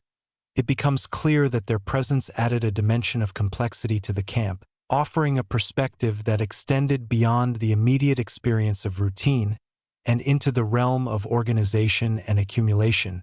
And as this perspective deepens, it reveals how the perception of the warehouses was shaped not only by what they contained, but by how they fit into the broader context of the camp, showing how their function as storage spaces influenced the way they were understood. And as we consider how this understanding influenced the experience of the environment, it becomes evident that the warehouses represented a part of the system that was both visible and abstract, where their physical presence was clear, but their role was defined by processes that were not always directly observed. And within this duality, the perception of the warehouses became more nuanced, as they were seen as both tangible structures and components of a larger, less visible system. And as this nuanced perception developed, it contributed to a deeper awareness of how the camp operated on multiple levels, where different spaces carried different meanings depending on their function and their relationship to the system as a whole. And as one continues to observe the warehouses within this broader context, it becomes clear that their presence influenced the way the environment was understood, adding a layer of complexity that extended beyond the immediate and into the structural. And as we reflect on this aspect of the narrative, it becomes evident that the perception of the warehouses within the camp is essential to understanding their significance, as it provides insight into how these spaces were integrated into the broader system and how their role was interpreted within the layered experience of Birkenau.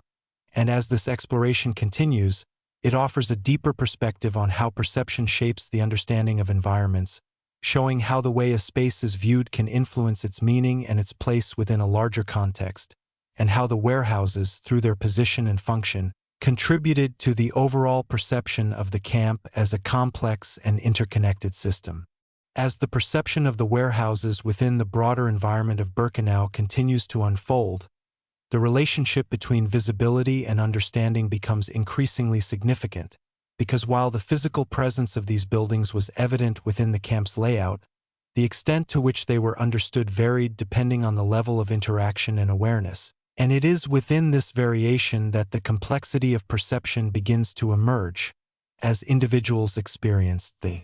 warehouses differently based on their proximity, their role, and their perspective within the system. And as this diversity of experience is considered, it becomes clear that the warehouses occupied a unique position within the camp, one that was defined by both their integration into the system and their relative separation from its more active areas. And as a result, the perception of these spaces was shaped by a combination of familiarity and distance, where their presence was acknowledged, but not always fully engaged with, and as this dynamic developed, it contributed to a layered understanding of the environment, where different areas were perceived in different ways, creating a sense of complexity that reflected the structure of the camp itself. And as we consider how this layered perception influenced the experience of Birkenau, it becomes evident that it allowed for a broader understanding of how the system operated, showing how each space contributed to the overall function, while also maintaining its own distinct identity. And within this broader understanding, the warehouses can be seen as spaces that embody a specific aspect of the system, one that is defined by organization, accumulation, and structure. And as this aspect is recognized, it highlights the importance of considering both the visible and the conceptual dimensions of the environment, demonstrating how the perception of a space is shaped not only by its physical characteristics but by the knowledge and context that surround it. And as this perspective deepens, it reveals how the warehouses function as both physical structures and conceptual elements within the camp, contributing to the overall understanding of Birkenau as a system that operates on multiple levels. And as one continues to reflect on the role of perception, the connection between individual experience and collective understanding becomes more apparent, showing how the way in which different people perceive the warehouses contributes to a broader narrative that defines their place within the camp. And as this narrative develops, it provides insight into how environments are understood through a combination of direct experience and contextual awareness, demonstrating how the perception of the warehouses is shaped by both what is seen and what is known. And as we reflect on this aspect of the narrative, it becomes clear that the perception of the warehouses within Birkenau is not fixed, but dynamic, evolving as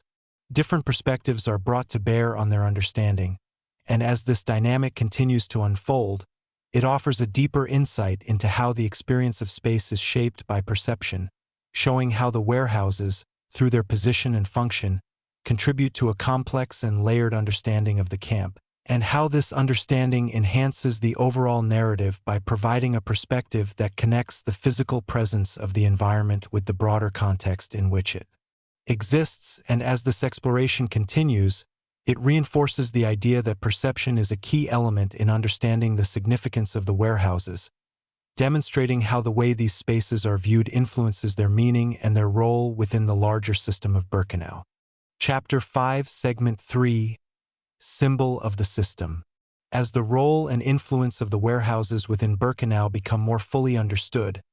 the perspective begins to shift once again, moving beyond their functional and structural significance into a more symbolic dimension, where these spaces are seen not only as components of the system, but as representations of it. And it is within this symbolic dimension that the deeper meaning of the warehouses begins to take shape, because while their physical presence is defined by rows of organized items and carefully structured interiors, what they reflect extends far beyond what can be immediately observed. And as one considers the patterns that define these spaces, the repetition of objects, the precision of arrangement, and the consistency of categorization, it becomes evident that these patterns mirror the broader principles that govern the camp as a whole. And as this mirroring becomes more apparent, it reveals how the warehouses serve as concentrated expressions of the system's logic, where the abstract ideas of order, control, and structure are translated into a tangible form that can be directly observed and experienced. And as this translation takes place, it allows for a deeper engagement with the nature of the system, showing how its principles are not only applied across the camp, but embodied within specific spaces in ways that make them more visible and understandable. And as one reflects on the significance of this embodiment, the warehouses begin to be seen as more than functional environments, but as symbolic spaces that encapsulate the essence of the system, offering a perspective through which its structure and operation can be interpreted. And as this interpretation develops, it highlights the relationship between physical space and conceptual meaning, demonstrating how the arrangement of objects and the organization of interiors can convey ideas that extend beyond their immediate function. And as we consider how this relationship shapes the perception of the warehouses, it becomes evident that their symbolic significance adds a layer of depth to the understanding of Birkenau, allowing these spaces to be viewed not only in terms of what they do, but in terms of what they represent. And within this representation, the repetition of patterns within the warehouses takes on a new meaning, reflecting the broader repetition of processes across the camp and reinforcing the sense of consistency that defines the system. And as this consistency is observed, it contributes to a perception of the warehouses as spaces where the underlying principles of the camp are made visible, where the logic of the system is expressed through the arrangement of materials and the structure of the environment. And as this perception deepens, it reveals how the warehouses function as symbolic anchors within the camp, providing a reference point through which the broader system can be understood. And as one continues to explore this symbolic dimension, the connection between the warehouses and the overall structure of Birkenau becomes increasingly clear, showing how these spaces reflect the organization, processes, and patterns that define the camp. And as this connection is recognized, it reinforces the idea that the warehouses are integral to understanding the system, not only as functional components, but as representations of its underlying principles. And as we reflect on this aspect of the narrative, it becomes clear that the symbolic significance of the warehouses adds a new dimension to their role, transforming them from spaces of storage into spaces of meaning, where the structure of the environment reflects the logic of the system and provides a deeper insight into how Birkenau operates as a whole. And as this perspective continues to unfold, it offers a comprehensive view of how the warehouses serve as both practical and symbolic elements within the camp, demonstrating how their design and function come together to create spaces that embody the principles of the system and contribute to the overall understanding of its structure and operation. As the symbolic role of the warehouses continues to be explored, the connection between their physical characteristics and the broader meaning they convey becomes increasingly refined, revealing how these spaces function as points where structure, perception, and interpretation intersect. And it is within this intersection that the full extent of their significance can be understood, because while the warehouses are defined by their organization and repetition, these qualities also serve to communicate a deeper sense of order that extends beyond the immediate environment, reflecting the systematic nature of the camp and the principles upon which it is built. And as one considers how this reflection operates, it becomes clear that the warehouses act as visual and conceptual representations of the system, where the arrangement of items and the structure of space provide a framework through which the broader logic of Birkenau can be interpreted. And as this framework is observed, it highlights the role of symbolism in shaping how environments are understood, demonstrating how physical spaces can convey meaning through their design and organization. And as we consider how this symbolism influences perception, it becomes evident that it creates a layered understanding of the warehouses, where their function as storage spaces is complemented by their role as representations of the system. And within this layered understanding, the experience of the warehouses becomes more complex as the observer is able to engage with both the practical and symbolic aspects of the space, recognizing how each contributes to the overall perception of the environment. And as this recognition develops, it provides a deeper insight into how the warehouses are integrated into the broader narrative of Birkenau, showing how their presence reflects the structure and operation of the camp while also contributing to the way it is perceived and understood. And as one continues to reflect on this relationship, the symbolic significance of the warehouses becomes more fully realized, revealing how these spaces serve as points of connection between the physical and conceptual dimensions of the system, allowing for a more comprehensive understanding of how the camp operates and what it represents. And as this understanding deepens, it highlights the importance of considering both the tangible and intangible aspects of the environment, demonstrating how the meaning of a space is shaped not only by its physical characteristics, but by the ideas and interpretations that are associated with it. And as we reflect on this aspect of the narrative, it becomes clear that the warehouses are not only places where materials are stored, but spaces where meaning is created and conveyed, offering a perspective that enhances the overall understanding of Birkenau and its complex system. And as this exploration continues, it reinforces the idea that the symbolic role of the warehouses is essential to understanding their significance, showing how their design, organization, and integration into the camp reflect the principles that define the system and provide a deeper insight into its structure and operation. And as this perspective reaches its conclusion, it offers a comprehensive view of how the warehouses function as both practical and symbolic elements within Birkenau, demonstrating how their presence contributes to the overall coherence of the environment and how their meaning extends beyond their immediate function to shape the broader narrative of the camp as a whole. Chapter 6, Segment 1. Changes over time. As the narrative progresses into a deeper examination of the warehouses, the perspective begins to shift from their static appearance toward the ways in which these spaces changed over time. Because while the warehouses may appear consistent in structure and organization when viewed at a single moment, they were part of a dynamic system that evolved in response to shifting conditions, and it is within this sense of progression that a new understanding begins to emerge, one that considers how the warehouses were not fixed environments, but spaces that adapted and transformed as the broader system of Birkenau developed. And as one reflects on this transformation, it becomes clear that the changes within the warehouses were often gradual rather than abrupt, shaped by the accumulation of small adjustments that altered the way the space was used and experienced. And as these adjustments took place, they were influenced by the needs of the system, which required the warehouses to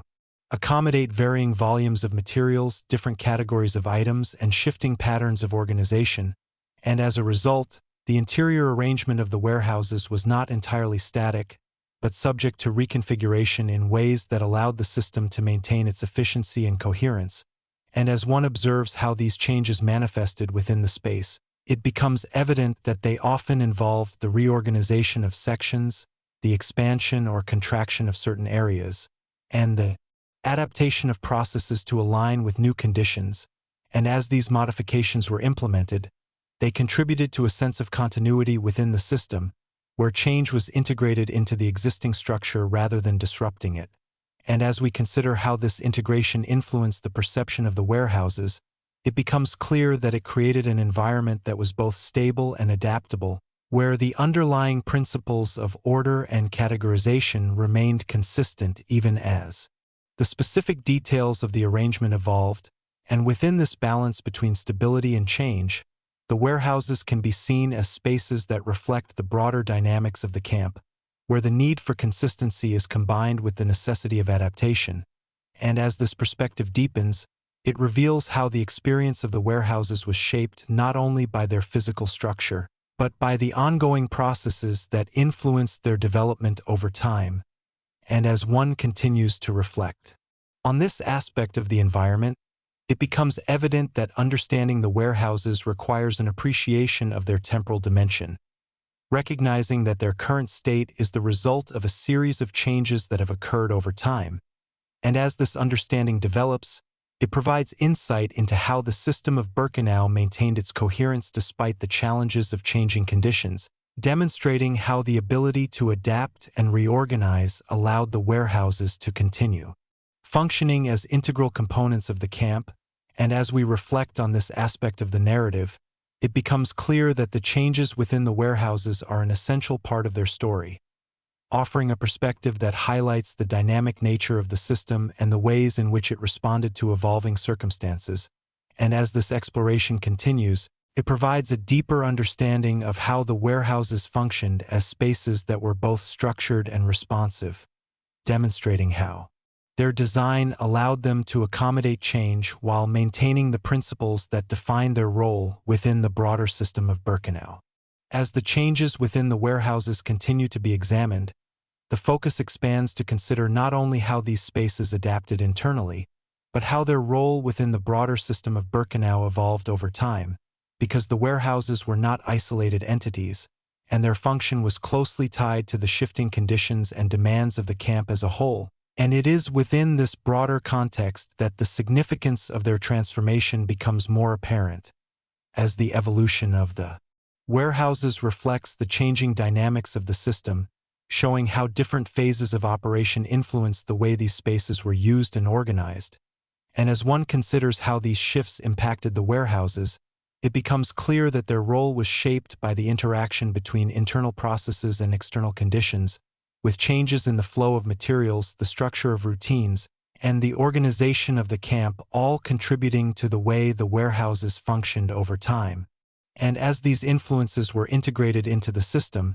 they created a dynamic environment where the warehouses were continuously adapting to align with the broader needs of the camp. And as we observe how this adaptation was maintained, it becomes evident that it required a balance between consistency and flexibility, where the fundamental principles of organization were preserved while allowing for adjustments that ensured the system remained effective. And as this balance was achieved, it contributed to the resilience of the warehouses, enabling them to continue operating as key components of the camp despite changing circumstances. And as one reflects on this resilience, it highlights the importance of adaptability within the system, demonstrating how the ability to adjust and reorganize allowed the warehouses to remain functional and integrated into the broader network. And as we consider how this adaptability influenced the perception of the warehouses, it becomes clear that it adds a layer of complexity to their understanding, showing how these spaces were not static, but part of an evolving system that responded to both internal and external factors. And within this evolving system, the warehouses can be seen as spaces that both reflected and contributed to the changes taking place within Birkenau, providing a perspective that connects their transformation to the broader narrative of the camp. And as this perspective deepens, it reveals how the experience of the warehouses is shaped by this interplay between stability and change, where the continuity of structure is balanced by the flexibility of adaptation, creating an environment that is both consistent and responsive. And as we reflect on this aspect of the narrative, it becomes clear that the evolution of the warehouses is an essential part of understanding their role within Birkenau, offering a view of how these spaces were shaped by the conditions in which they existed and how they, in turn, contributed to the functioning of the system. And as this exploration continues, it provides a comprehensive understanding of how the warehouses developed over time, demonstrating how their ability to adapt allowed them to remain integral to the camp's operation, and how this adaptability reflects the broader dynamics of the system, offering a perspective that enhances the overall understanding of Birkenau as a complex and evolving environment. Chapter 6, Segment 2, Conditions Inside the Warehouses. As the narrative continues to explore the evolution of the warehouses over time, the focus now shifts inward once more, toward the conditions that define the experience of being inside these spaces, because while the structure, organization, and processes of the warehouses provide an external understanding of their function, it is the internal conditions that shape how these environments were experienced on a more immediate level, and it is within this focus that the atmosphere of the warehouses begins to take form, as a combination of physical, spatial, and sensory elements that together define the character of the space. And as one considers these elements, the first aspect that emerges is the quality of the environment itself, where the enclosed nature of the warehouses creates a distinct separation from the outside, shaping the way light, air, and sound are experienced within. And as this separation is observed, it becomes evident that the interior conditions are influenced by the limited openings through which light enters, often creating a subdued illumination that highlights certain areas while leaving others in shadow. And as this interplay of light and shadow unfolds, It contributes to the perception of depth within the space, emphasizing the arrangement of rows and sections while also creating a sense of enclosure that defines the environment. And as one continues to observe the interior, the spatial density of the warehouses becomes more apparent, with the presence of stored items contributing to a sense of fullness that contrasts with the openness of the exterior areas. And as this density is experienced, it shapes the way individuals move through the space, guiding their paths along the organized rows and reinforcing the structured nature of the environment. And as we consider how these spatial conditions influence perception, it becomes evident that they create a balance between order and confinement, where the organization of items provides clarity, but the density of the space introduces a sense of limitation, and within this balance, the experience of the warehouse becomes one of navigating a carefully structured environment that is both defined and constrained by its layout. And as one reflects on the sensory aspects of the space, the presence of subtle sounds, such as the movement of items or the quiet actions of individuals, contributes to an atmosphere that is characterized by subdued activity, where noise is present but controlled, aligning with the overall rhythm of the environment. And as this auditory element is integrated into the experience, it reinforces the sense of consistency that defines the warehouse, showing how even the sounds within the space follow a pattern that reflects its structure. And as we consider how these conditions come together to shape the experience of the warehouse, it becomes clear that they create an environment that is both structured and immersive, where the interaction between physical space, sensory elements, and human activity contributes to a cohesive atmosphere. And as this understanding deepens, it provides insight into how the warehouses function not only as spaces of storage, but as environments that influence perception through their conditions, shaping the way individuals experience and interact with the system. And as we reflect on this aspect of the narrative, it becomes evident that the conditions inside the warehouses are an essential part of understanding their role within Birkenau, offering a perspective that connects the physical characteristics of the space with the experiential dimension. And as this exploration continues, it reveals how the internal environment of the warehouses contributes to the broader narrative of the camp, demonstrating how the conditions within these spaces shape both the function and perception of the system as a whole. As the examination of conditions within the warehouses continues, the focus deepens to consider how these environmental factors interact with the processes and routines that take place within the space, because the experience of the warehouse is not defined by its physical characteristics alone, but by the way those characteristics influence and are influenced by the activities that occur within it. And it is within this interaction that the full complexity of the environment becomes more apparent, as the structure of the space, the arrangement of items, and the presence of individuals all contribute to a dynamic that shapes how the warehouse is experienced over time. And as one observes how these elements come together, it becomes clear that the conditions within the warehouse are closely linked to the processes that define its function, with the organization of space supporting the sorting and storage of items while also influencing the movement and behavior of individuals. And as this relationship develops, it highlights the interconnected nature of the environment, showing how each aspect contributes to the overall experience. And as we consider how this interconnectedness influences perception, it becomes evident that it creates a sense of continuity within the space, where the conditions, processes, and routines are integrated into a cohesive whole, and within this cohesion, the experience of the warehouse becomes more than the sum of its parts. As the interaction between different elements creates a unified environment that reflects the broader system, and as one continues to reflect on the role of conditions in shaping this environment, the importance of consistency becomes increasingly apparent,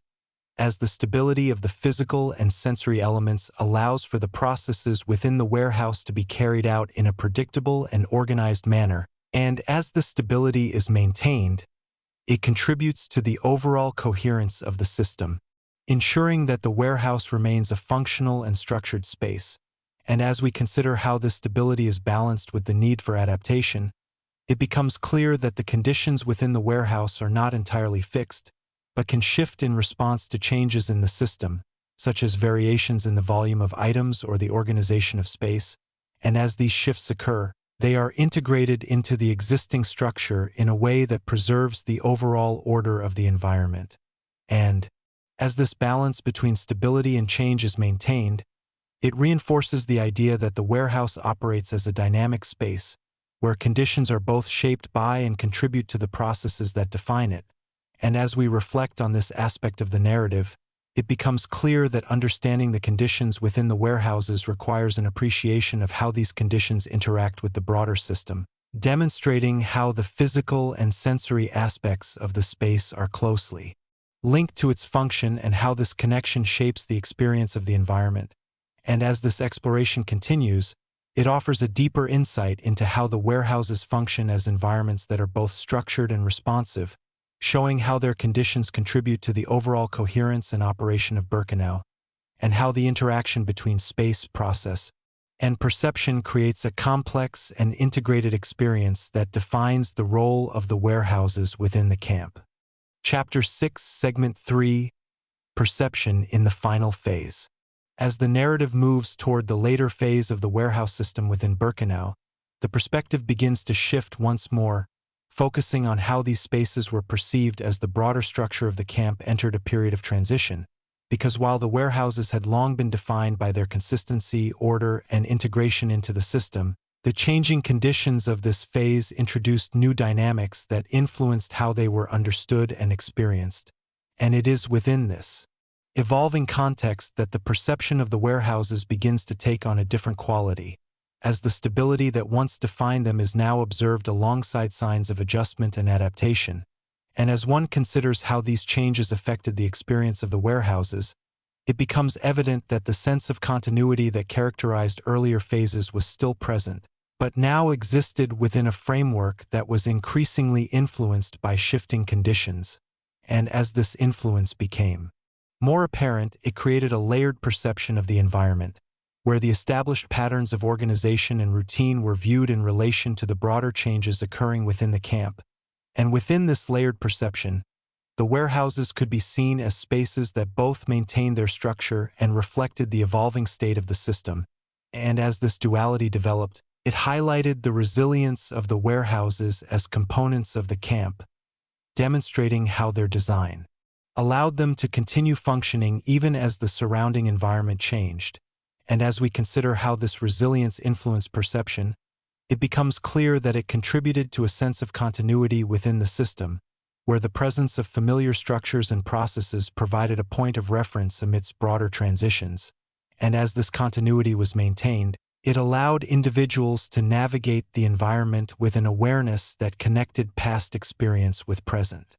conditions, creating a perspective that integrated both stability and change. And as one continues to observe the warehouses during this phase, the interaction between these elements becomes more pronounced, showing how the established patterns of organization were adapted to align with new circumstances. And as these adaptations were implemented, they revealed how the warehouses functioned as flexible components within the system, capable of responding to change while preserving their core principles. And as this understanding deepens, it provides insight into how the perception of the warehouses evolved over time, demonstrating how their role within the camp was shaped not only by their structure and function, but by the broader context in which they existed. And as we reflect on this aspect of the narrative, it becomes clear that the perception of the warehouses during this final phase is defined by a balance between continuity and transformation, where the familiar aspects of the environment are viewed alongside the changes that influence their operation. And as this perspective continues to unfold, it offers a deeper understanding of how these spaces were experienced during a period of transition, showing how their presence contributed to the overall coherence of the system even as it evolved, and how the perception of the warehouses reflects the dynamic nature of Birkenau as a whole, demonstrating how the interaction between structure and change shapes the experience of the environment in its later stages. As the perception of the warehouses in this final phase continues to develop, the relationship between awareness and context becomes increasingly significant, because it is through this relationship that individuals interpret the changes taking place within the system and understand how these changes influence the environment. And it is within this interpretive process that the experience of the warehouses takes on a deeper dimension, as the observer begins to consider not only the physical characteristics of the space, but the broader implications of its evolving role. And as this consideration unfolds, it becomes clear that the perception of the warehouses is shaped by an awareness of both their continuity and their transformation, creating a perspective that integrates the established patterns of the past with the emerging dynamics of the present. And as this integration develops, it highlights the complexity of experiencing a space that is both stable and changing, showing how the same structures can carry different meanings depending on the context in which they are viewed. And as we consider how this complexity influences perception, it becomes evident that it creates a sense of depth within the experience of the warehouses, where the observer is able to engage with multiple layers of understanding simultaneously, recognizing both the consistency of the system and the ways in which it is evolving. And within this layered understanding, the warehouses can be seen as spaces that reflect the broader state of the camp, providing insight into how the system adapts and responds to changing conditions. And as this insight deepens, it reveals how the perception of the warehouses is closely tied to the broader narrative of Birkenau, demonstrating how the experience of these spaces is shaped by their relationship to the system as a whole. And as one continues to reflect on this relationship, the significance of the warehouses becomes more fully realized, as they are understood not only as functional components, but as indicators of the system's state, offering a perspective through which the broader changes within the camp can be observed and interpreted. And as this perspective develops, it provides a more comprehensive understanding of how the warehouses fit into the overall narrative, showing how their role evolves alongside the system and how their presence contributes to the continuity of the environment even as it undergoes transformation. And as we reflect on this aspect of the narrative, it becomes clear that the perception of the warehouses in this final phase is defined by a sense of awareness that extends beyond the immediate, allowing for a deeper engagement with the environment and its changing dynamics. And as this engagement continues, it offers a richer and more nuanced understanding of how these spaces were experienced during this period, demonstrating how the interaction between continuity, change, and perception shapes the overall understanding of the warehouses and their place within Birkenau. And as this exploration reaches its conclusion, it reinforces the idea that the significance of the warehouses lies not only in their function, but in the way they reflect the evolving state of the system, providing a perspective that connects their presence to the broader narrative of the camp and offering a deeper insight into how environments are experienced and understood during periods of transition. Chapter 7, Segment 1. The shift into memory. As the narrative moves beyond the active phases of the warehouse system within Birkenau, the perspective gradually begins to shift from immediate experience to a more reflective understanding, where the focus is no longer on how the warehouses functioned within the system, but on how they are remembered and interpreted once that system has passed. And it is within this transition that the concept of memory begins to take form, because while the physical structures of the warehouses may remain, their meaning evolves as they are viewed through the lens of reflection rather than direct engagement. And as one considers this shift, it becomes evident that the experience of the warehouses changes in a fundamental way, moving from a dynamic environment defined by processes and routines to a static presence that invites observation and interpretation.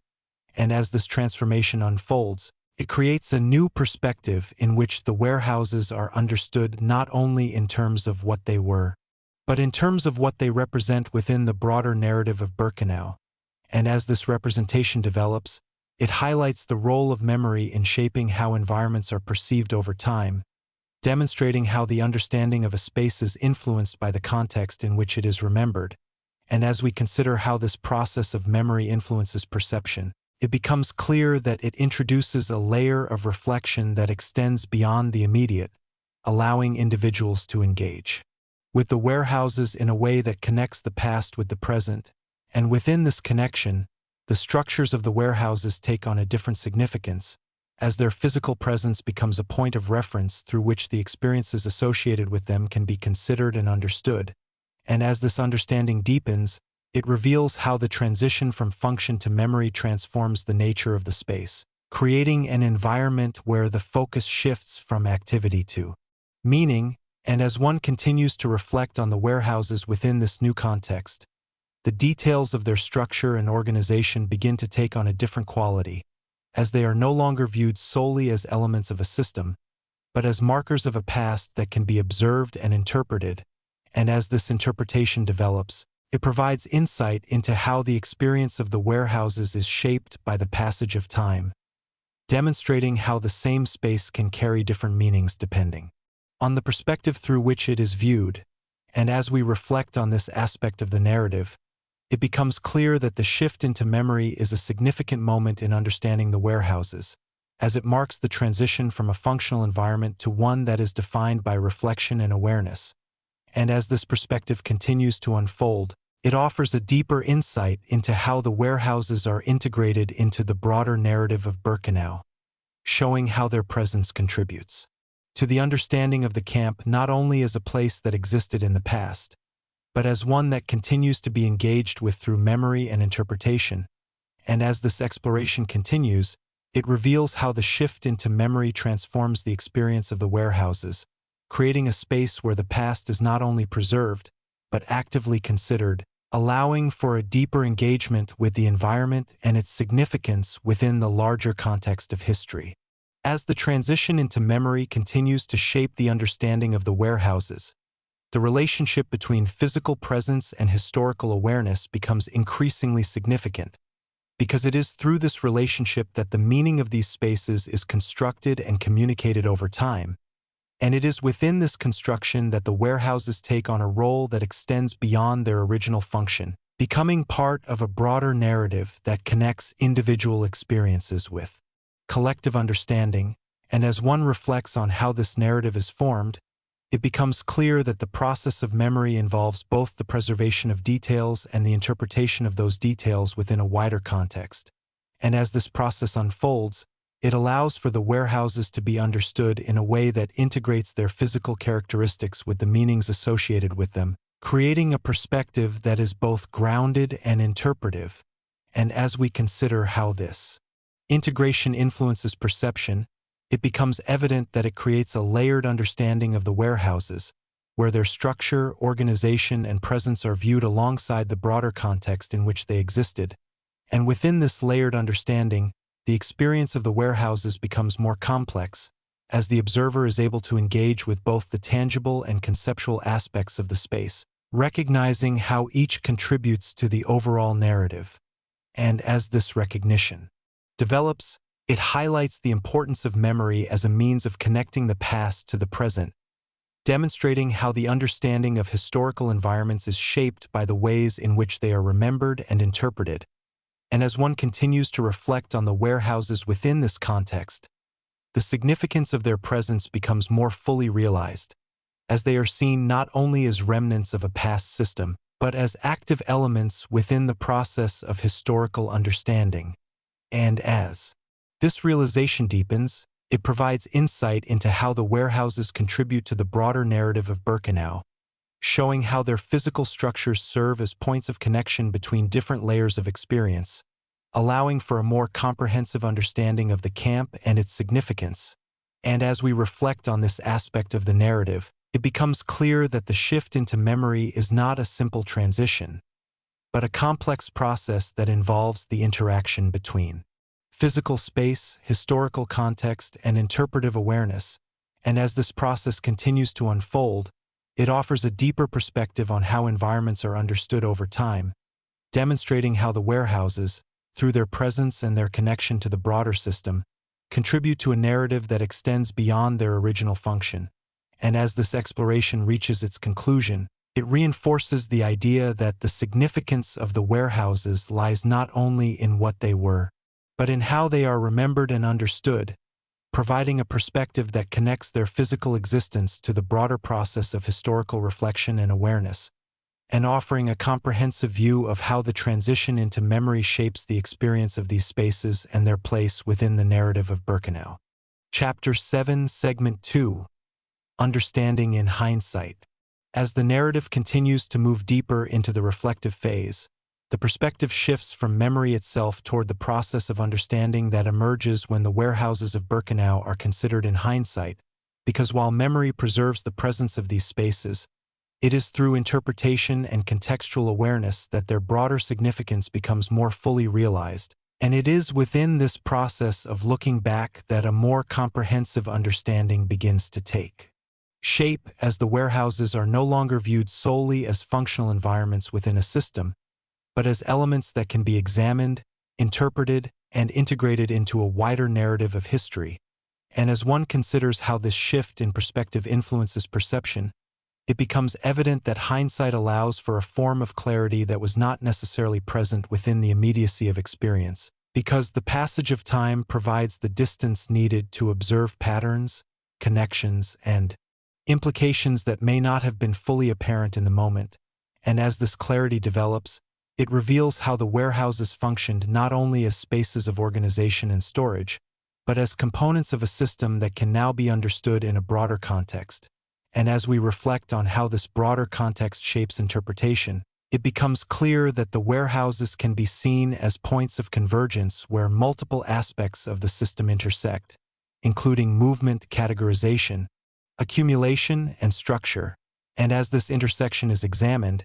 it provides insight into how the system operated as a whole, demonstrating how each element contributed to a cohesive and interconnected framework. And as one continues to explore the warehouses through this lens, the patterns observed within their interiors begin to take on additional meaning, as the repetition of organized items and the consistency of layout are understood not only as practical features, but as expressions of the system's underlying principles. And as this understanding deepens, it highlights the role of hindsight in revealing the significance of these patterns, showing how the ability to reflect on the environment allows for a more nuanced interpretation of its structure and function. And as we consider how this process of interpretation influences the narrative, it becomes evident that it transforms the warehouses from static remnants into active subjects of analysis,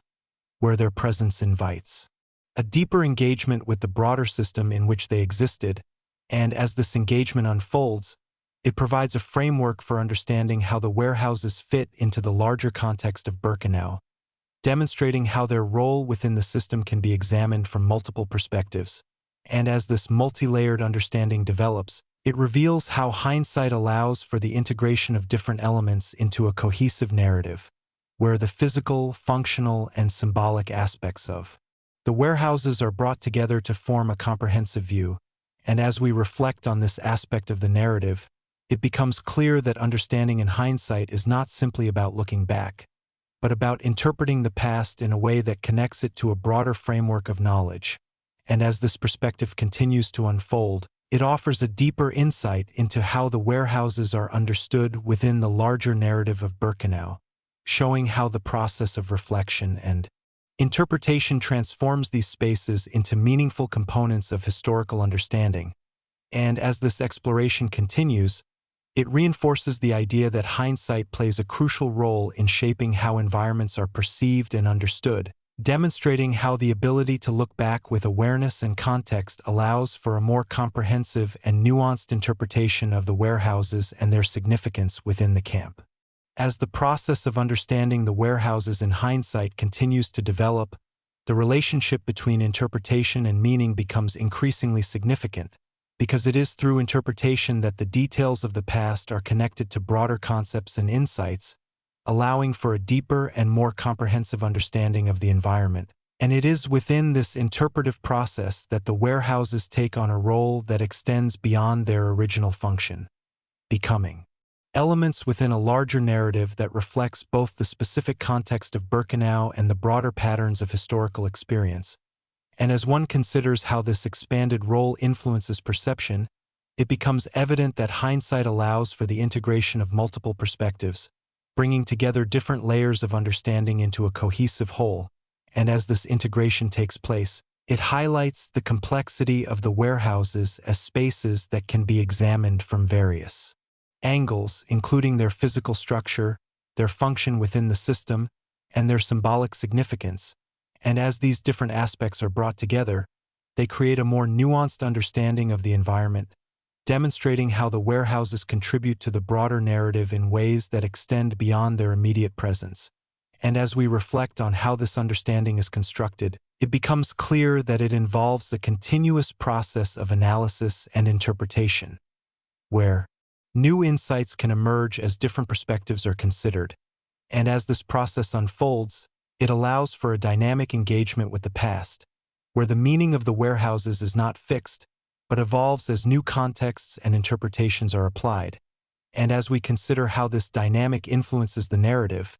it becomes evident that it creates a sense of continuity between the past and the present, where the understanding of the warehouses is shaped by both their historical context and the perspectives through which they are examined. And within this continuity, the warehouses can be seen as spaces that connect different moments in time, providing a point of reference through which the past can be understood and interpreted in relation to the present. And as this connection develops, it highlights the importance of reflection in shaping how environments are perceived, demonstrating how the process of looking back allows for a deeper engagement with the complexities of the system and the ways in which its different elements interact. And as one continues to reflect on the warehouses in hindsight, the significance of their role becomes more fully realized, as they are understood not only as components of a system, but as representations of how that system can be analyzed and interpreted over time. And as this realization deepens, it provides insight into how the warehouses contribute to the broader understanding of Birkenau, showing how their presence offers a framework through which the camp can be examined in a way that integrates both detail and context. And as we reflect on this aspect of the narrative, it becomes clear that understanding in hindsight is a process that extends beyond the immediate, allowing for a more comprehensive and layered interpretation of the warehouses and their place within the system. And as this exploration continues, it reinforces the idea that the significance of these spaces lies not only in what they were, but in how they are understood, demonstrating how the process of interpretation shapes the way the past is integrated into a broader narrative of history, and how this integration allows for a deeper awareness of the warehouses as elements that contribute to a complex and evolving understanding of Birkenau and its place within the larger context of historical experience. Chapter 7, Segment 3, Lasting Meaning and Reflection. As the process of understanding the warehouses in hindsight reaches a more developed stage, the perspective begins to extend beyond interpretation into the realm of lasting meaning, where the significance of these spaces is considered not only in relation to their historical context, but in terms of what they continue to represent over time. And it is within this broader perspective that the warehouses take on a role that transcends their original function, becoming part of a narrative that connects past experience with ongoing reflection. And as one considers how this transition unfolds, it becomes evident that the meaning of the warehouses is shaped by the ways in which they are remembered, studied, and understood, creating a dynamic in which their significance evolves as new perspectives are brought to bear on their interpretation. And as this evolution takes place, it highlights the role of reflection in shaping how historical environments are perceived, demonstrating how the act of engaging with the past allows for a deeper understanding of its implications. And as we consider how this reflective process influences the perception of the warehouses, it becomes clear that it introduces a sense of continuity that connects different moments in time, allowing the experiences associated with these spaces to be considered within a broader framework. And within this framework, the warehouses can be seen as points of reference that provide insight into the structure and operation of the system in which they existed, offering a perspective that extends beyond the immediate details of their function and into a more comprehensive understanding of their place within the narrative of Birkenau. And as this understanding deepens, it reveals how the meaning of the warehouses is not fixed, but continues to develop as they are examined from different angles, demonstrating how the integration of new insights contributes to a richer and more nuanced interpretation of their significance. And as one continues to reflect on these spaces, the patterns observed within their interiors, repetition, organization, and accumulation, begin to take on a broader meaning as they are understood in relation to the larger system and the principles that define it. And as this connection becomes more apparent, it highlights how the warehouses serve as a lens through which the broader dynamics of the camp can be explored, providing a way of understanding how different elements of the system interact and contribute to its overall structure. And as we consider how this lens shapes the process of reflection, it becomes evident that it allows for a deeper engagement with the complexities of the environment, showing how the warehouses, through their design and function, offer insight into the ways in which systems are organized and sustained, and as this engagement continues, it provides a foundation for understanding the lasting meaning of these spaces, demonstrating how their presence contributes to an ongoing dialogue about history, structure, and interpretation. And as we reflect on this aspect of the narrative, it becomes clear that the warehouses are not only remnants of a past system, but active components of a broader process of reflection, where their significance is continually reassessed and integrated into a wider understanding of historical experience. And as this perspective continues to unfold, it offers a comprehensive view of how the warehouses contribute to the lasting narrative of Birkenau, showing how their presence allows for a deeper exploration of the system and its implications, and how this exploration shapes the way in which these spaces are understood and remembered over time. As the exploration of lasting meaning continues, the perspective gradually shifts toward a more integrated understanding of how the warehouses contribute to the broader process of reflection and awareness, where their significance is not only derived from their historical context, but from the way they are engaged with in the present. And it is within this engagement that the connection between past and present becomes more clearly defined, as the warehouses serve as points of continuity that allow for the ongoing interpretation of the system in which they existed. And as one considers how this connection influences perception, it becomes evident that it creates a dynamic in which the understanding of the warehouses is shaped by both historical knowledge and contemporary reflection, allowing for a perspective that is both grounded and evolving. And within this perspective, the warehouses can be seen as spaces that facilitate a deeper awareness of how environments are structured, how systems operate, and how these elements are interpreted over time. And as this awareness develops, it highlights the importance of reflection as a means of engaging with the past, demonstrating how the process of considering and interpreting historical spaces contributes to a broader understanding of their significance. And as we consider how this process shapes the narrative, it becomes clear that the warehouses play a central role in connecting different layers of understanding, offering a perspective that integrates their physical characteristics, their function within the system, and their symbolic meaning into a cohesive whole. And as this integration unfolds, it provides a framework through which the broader narrative of Birkenau can be understood, showing how the warehouses contribute to the overall coherence of the environment and how their presence supports a more comprehensive understanding of its structure and operation. And as one continues to reflect on this relationship, the significance of the warehouses becomes more fully realized, as they are understood not only as elements of a historical system, but as spaces that continue to influence how that system is perceived and interpreted. And as this realization deepens, it reveals how the process of reflection allows for a continuous engagement with the past, where the meaning of the warehouses evolves as new perspectives are applied. And as we reflect on this aspect of the narrative, it becomes clear that the lasting meaning of the warehouses is defined by this ongoing process of engagement, demonstrating how their presence contributes to a broader understanding of history, and how their significance extends beyond their original function to become part of a larger narrative of interpretation and awareness. And as this exploration reaches its conclusion, it reinforces the idea that the warehouses serve as enduring elements within the narrative of Birkenau, offering a perspective that connects the past with the present and providing a foundation for continued reflection and understanding. And as this perspective continues to unfold, it offers a comprehensive view of how the warehouses contribute to the broader process of historical engagement, demonstrating how their presence allows for a deeper exploration of the system and its implications, and how this exploration shapes the way in which these spaces are understood, remembered, and integrated into the larger narrative of human experience over time. Chapter 8, Segment 1, Beyond the Warehouses. As the narrative begins to move beyond the warehouses themselves, the perspective gradually expands outward, shifting from the detailed examination of these specific spaces to a broader view of the environment in which they existed.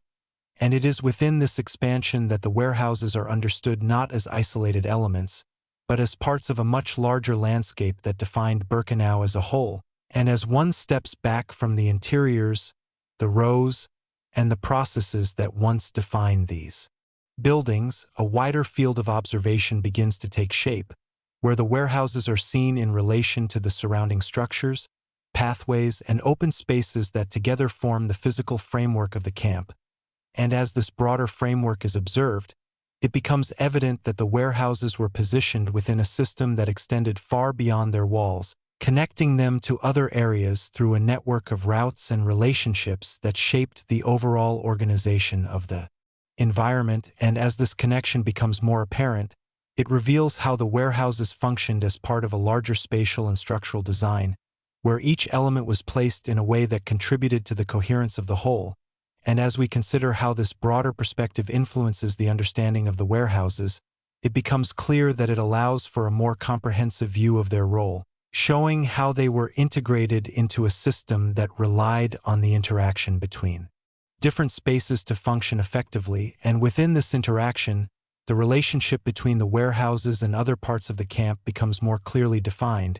as the movement of materials, the arrangement of structures, and the organization of activities all intersect to create a unified environment. And as one continues to observe this environment, the scale of Birkenau becomes more apparent, with the repetition of structures and the alignment of pathways contributing to a sense of order that extends across the entire landscape. And as this sense of order is recognized, it highlights the consistency of the system, showing how the principles observed within the warehouses are reflected throughout the camp, creating a continuity that connects individual spaces to the larger framework. And as we reflect on this aspect of the environment, it becomes evident that understanding the warehouses requires an understanding of the broader context in which they existed, demonstrating how their function and significance are shaped by their relationship to the surrounding spaces. And as this perspective deepens, it provides insight into how the camp operates as an interconnected system, where each component contributes to the overall structure, and where the experience of any single space is influenced by its position within the whole. And as one continues to explore this expanded view, the warehouses begin to take on a new dimension, not only as places of storage and organization, but as elements within a larger narrative that encompasses the entire environment of Birkenau. And as this narrative unfolds, it reveals how the interaction between different spaces creates a cohesive system that defines both the physical and perceptual experience of the camp. And as we consider how this understanding shapes the perception of the warehouses, it becomes clear that it allows for a more integrated view of their role, showing how they contribute to the broader structure and how their significance extends beyond their immediate function. And as this exploration continues, it offers a deeper insight into how the warehouses fit into the larger landscape of Birkenau, demonstrating how their presence is connected to the overall organization of the environment and how this connection enhances the understanding of the camp as a whole. As the broader perspective continues to unfold, the focus shifts toward understanding how the warehouses relate not only to the physical layout of Birkenau, but to the wider historical and environmental context in which the camp existed. Because while the internal processes and structures of the warehouses provide insight into their function, it is through their connection to the larger context that their full significance can be appreciated. And it is within this expanded understanding that the warehouses begin to be seen as part of a network that extends beyond the immediate boundaries of the camp, connecting them to the wider processes and conditions that shaped the environment in which they operated. And as one considers how this connection influences perception, it becomes evident that it introduces a new dimension to the understanding of the warehouses, where their role is viewed not only in relation to the camp itself, but in relation to the broader historical framework that defines their existence. And as this framework is examined, it reveals how the warehouses are linked to a series of processes that extend beyond their immediate function, demonstrating how their presence within Birkenau is connected to a larger system that encompasses both the camp and the surrounding context. And as we reflect on how this broader perspective shapes the narrative, it becomes clear that it allows for a more comprehensive understanding of the warehouses, showing how their significance is influenced by their position within a wider network of relationships. And as this understanding develops, it highlights the importance of considering both the local and the broader context when examining historical environments, demonstrating how the interaction between these levels contributes to a more nuanced interpretation of the space. And as one continues to explore this relationship, the warehouses can be seen as points of intersection between different layers of context, where the internal processes of the camp meet the external conditions that influence its operation. And as this intersection becomes more apparent, it provides insight into how the warehouses function as connectors between these different layers,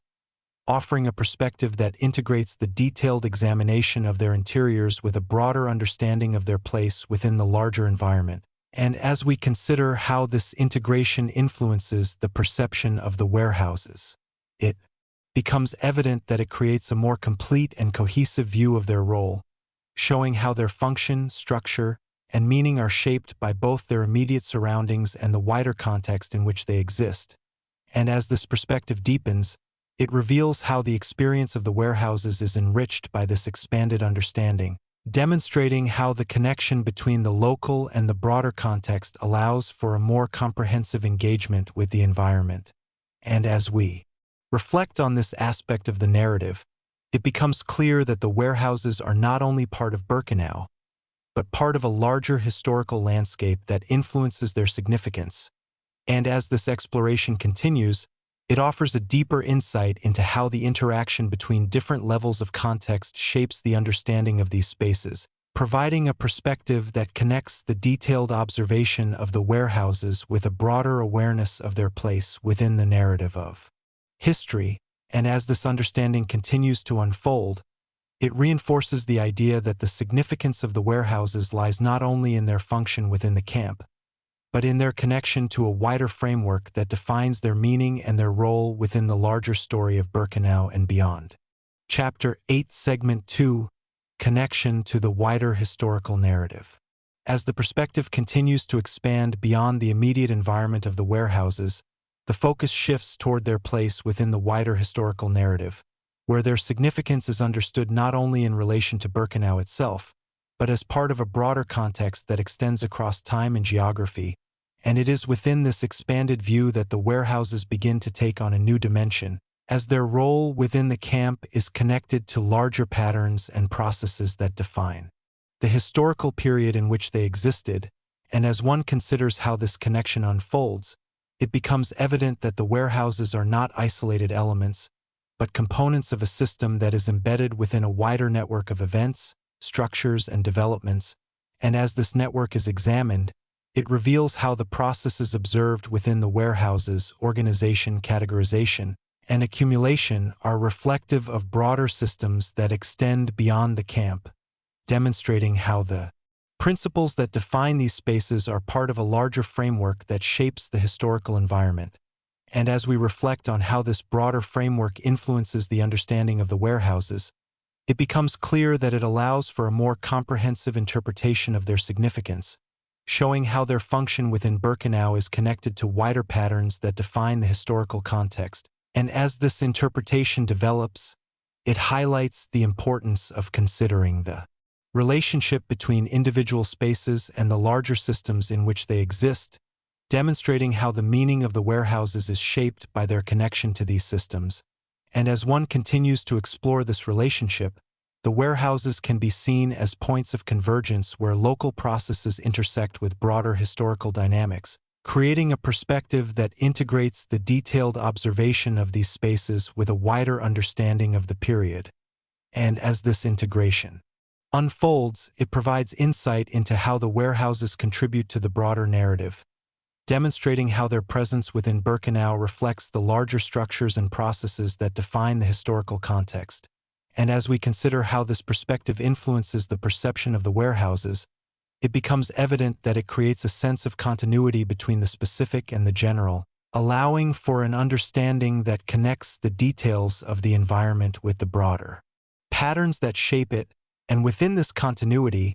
The warehouses can be understood as elements that both reflect and contribute to the larger narrative,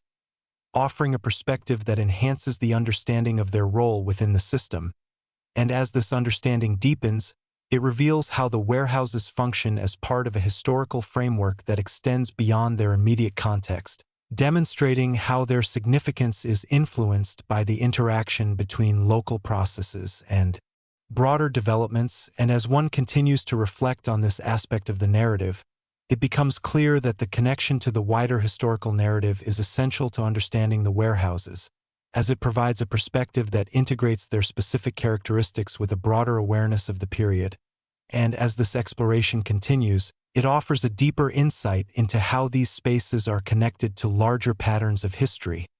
showing how their role within Birkenau contributes to a more comprehensive understanding of the environment and its place within the broader narrative of the time. As the connection between the warehouses and the wider historical narrative continues to unfold, the focus deepens to consider how these spaces contribute to the way in which the period itself is understood and interpreted, because the significance of the warehouses lies not only in their role within Birkenau,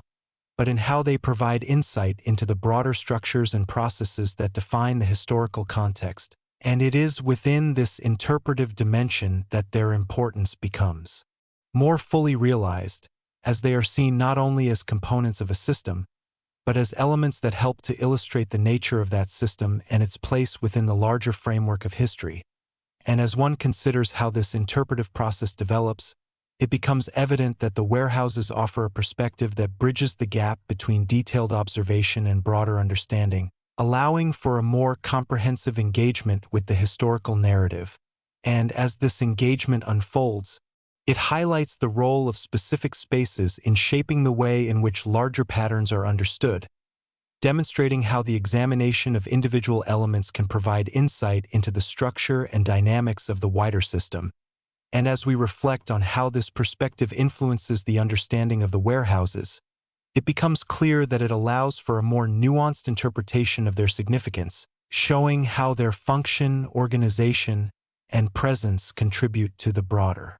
narrative in ways that extend beyond their immediate context. And as this interpretation develops, it reveals how the warehouses can be seen as part of a larger process of historical understanding, where the details of the past are examined and integrated into a wider framework that connects different elements into a cohesive whole. And as one continues to explore this process, the relationship between the warehouses and the broader narrative becomes more clearly defined, demonstrating how these spaces provide a point of reference through which the historical context can be understood and interpreted. And as this understanding deepens, it highlights the importance of considering both the specific and the general when examining historical environments, showing how the integration of these perspectives allows for a more comprehensive and meaningful interpretation of the past. And as we consider how this integration shapes the narrative, it becomes evident that it creates a sense of coherence that connects the warehouses to the broader historical context, allowing for a perspective that is both detailed and expansive. And within this perspective, the warehouses can be understood as elements that contribute to the overall understanding of the period, offering insight into how the system in which they existed operated and how it is interpreted within the larger framework of history. And as this exploration continues, it provides a deeper understanding of how the warehouses are connected to the wider historical narrative, demonstrating how their presence contributes to a more comprehensive interpretation of the environment and its place within the broader story of the time.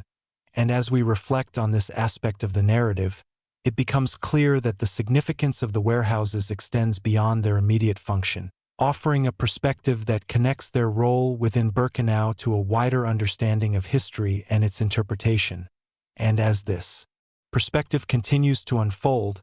it reinforces the idea that these spaces are essential to understanding not only the camp itself, but the broader context in which it existed, providing a comprehensive view of how the warehouses contribute to the larger narrative and how their significance is shaped by the interaction between local detail and broader historical understanding. Chapter 8, Segment 3, Transition into Final Reflection. As the broader historical context surrounding the warehouses comes into clearer focus, the narrative begins a gradual transition toward its final phase, where the emphasis shifts from expansion to reflection, and it is within this shift that the experience of the warehouses takes on a quieter and more contemplative tone, because after examining their structure, processes, meaning, and connection to wider narratives, the perspective now begins to draw these elements together into a more unified understanding, and as one steps back from the layers of analysis and observation, the warehouses begin to appear in a different light, no longer defined solely by their function or their place within the system, but by the cumulative significance of all that has been explored, and as this cumulative perspective develops, it creates a sense of cohesion that allows for a deeper engagement with the environment, where the individual details of the warehouses, rows of organized items, structured interiors and consistent patterns, are understood as part of a larger whole, and within this whole, the warehouses can be seen as spaces that encapsulate multiple layers of meaning, reflecting both their immediate function and their broader significance within the narrative of Birkenau. And as this understanding deepens, it reveals how the process of reflection allows for the integration of these layers, creating a perspective that is both comprehensive and focused, and as one continues to observe the warehouses through this lens, the interaction between their physical presence and their conceptual meaning becomes more apparent, demonstrating how the environment can be understood as both a tangible space and a representation of a larger system. And as we consider how this interaction shapes perception, it becomes evident that it creates a sense of clarity that brings together the different aspects of the narrative, allowing for a more complete understanding of how the warehouses functioned and what they represent. And as this clarity develops, it highlights the importance of reflection as a means of synthesizing information, demonstrating how the process of considering and connecting different elements can lead to a deeper awareness of their significance. And as one continues to reflect on the warehouses within this context, the transition into final reflection becomes more pronounced, as the focus moves away from detailed analysis and toward a broader consideration of meaning, and as this transition unfolds, it creates a sense of stillness within the narrative, where the emphasis is placed not on new information, but on the understanding that has already been developed. And as we reflect on this aspect of the narrative, it becomes clear that this moment of transition is essential to the overall structure, providing a space in which the different elements of the story can be brought together and considered as a whole. And as this perspective continues to unfold, it offers a deeper insight into how the warehouses are understood within the broader narrative of Birkenau, demonstrating how the process of reflection allows for a more comprehensive and cohesive interpretation of their role and significance.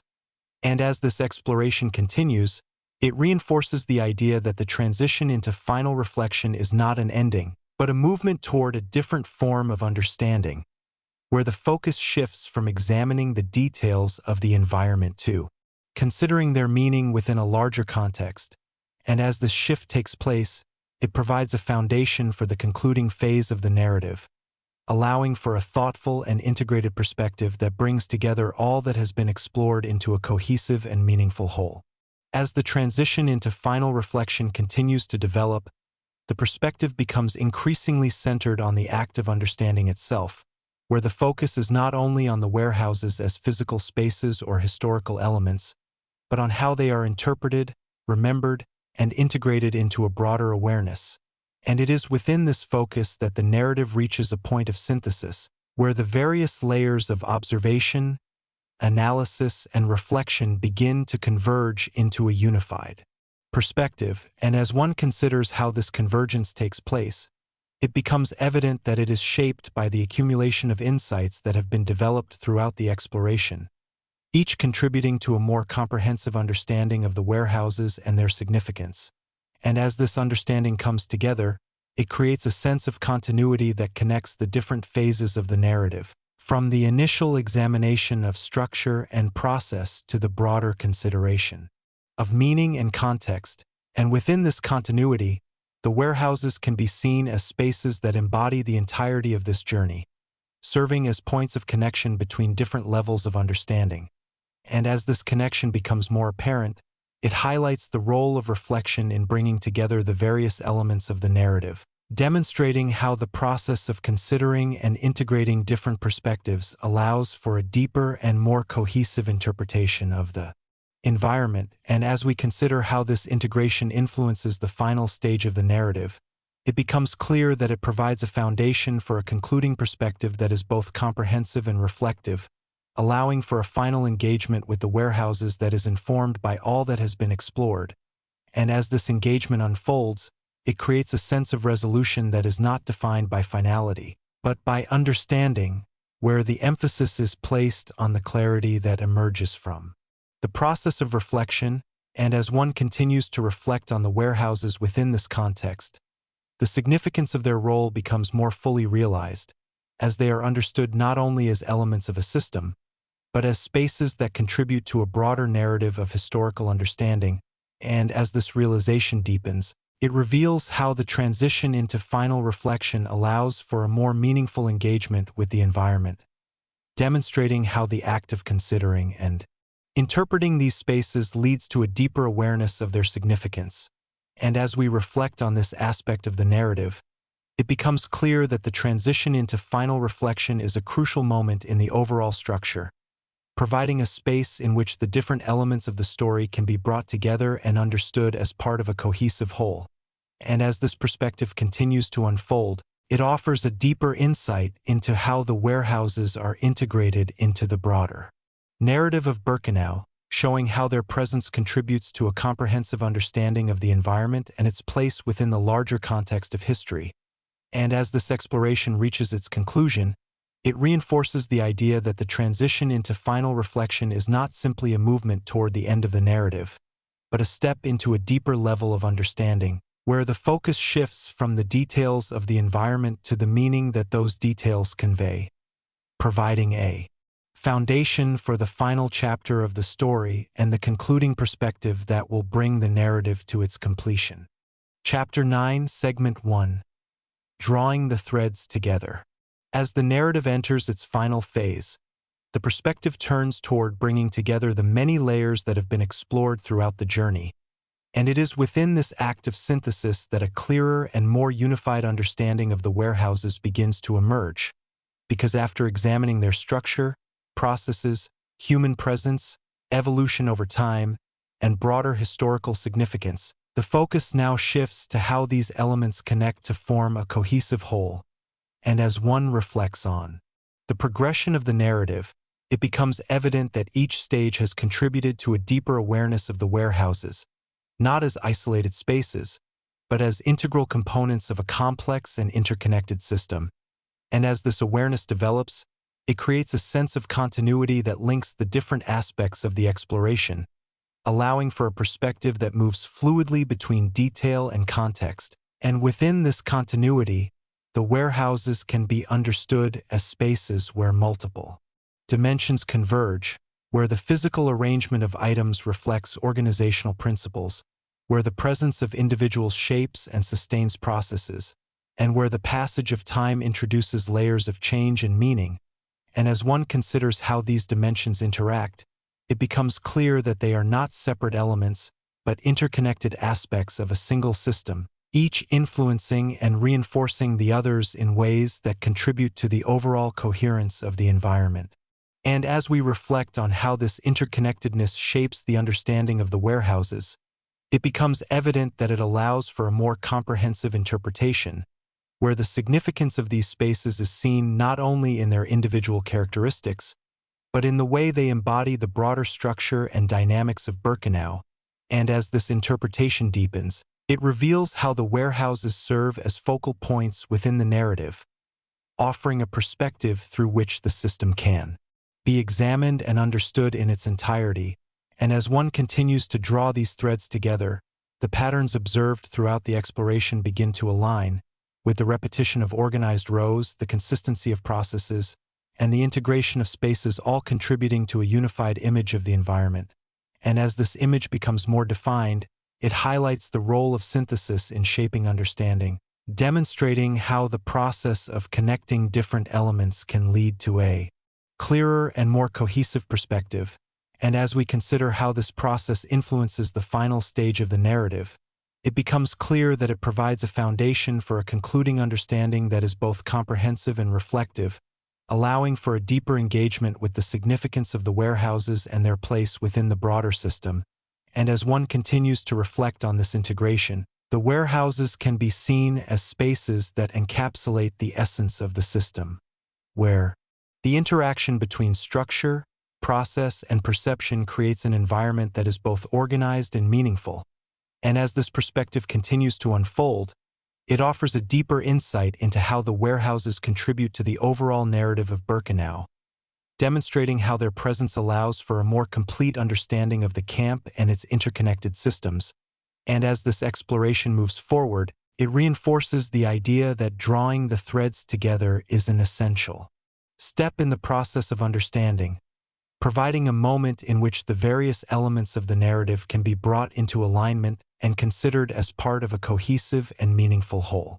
As the process of drawing together the various threads of the narrative continues, the perspective begins to shift toward a more reflective consideration of what this unified understanding reveals.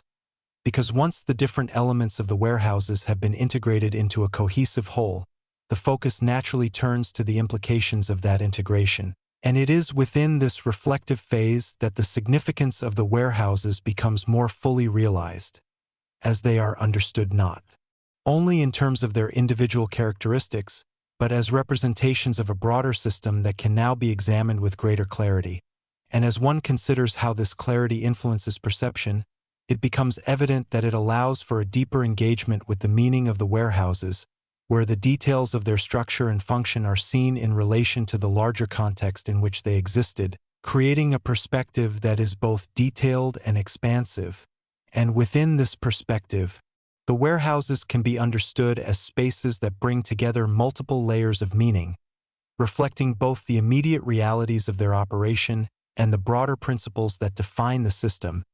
And as this understanding develops, it highlights the importance of reflection in shaping how environments are interpreted, demonstrating how the process of considering and connecting different elements can lead to a more nuanced and comprehensive understanding. And as we reflect on how this process unfolds, it becomes clear that the act of synthesis is not only about bringing elements together, but about revealing the relationships between them, showing how each aspect of the warehouses contributes to the overall narrative and how these contributions interact to form a cohesive whole. And as one continues to explore these relationships, the significance of the warehouses becomes more deeply embedded within the broader understanding of Birkenau, demonstrating how their presence contributes to the coherence and structure of the system and how their role can be understood through the connections that link them to other elements of the environment.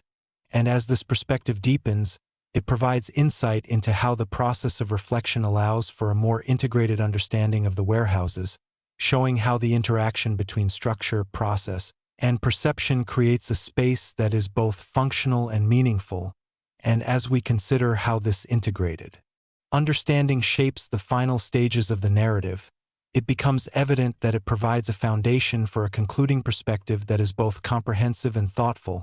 allowing for a deeper engagement with the significance of the warehouses and their place within the broader context. And as one continues to reflect on the narrative as a whole, the warehouses can be seen as spaces that encapsulate the journey of exploration, where the various elements that have been examined come together to form a unified understanding that reflects both the complexity and the coherence of the system. And as this understanding continues to unfold,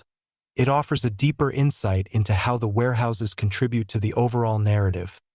demonstrating how their presence allows for a more complete and integrated perspective on Birkenau and its interconnected systems. And as this exploration reaches its conclusion, it reinforces the idea that the process of drawing the threads together is essential to understanding the significance of the warehouses,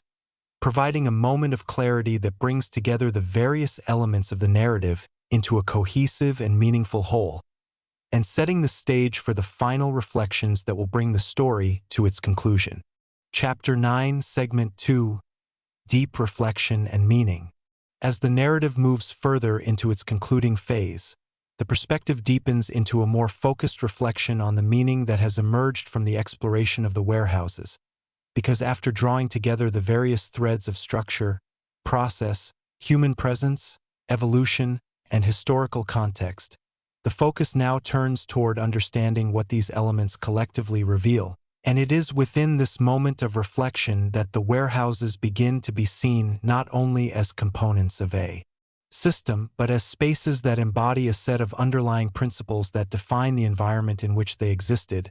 And as one considers these principles, the recurring patterns that have been observed throughout the narrative, order, repetition, organization, and continuity, begin to align into a more coherent framework, creating a perspective that allows for a deeper engagement with the significance of the warehouses. And as this framework develops, it becomes evident that these spaces reflect a form of structure that extends beyond their immediate function, demonstrating how the arrangement of items and the design of the environment contribute to a broader understanding of how systems are organized and maintained.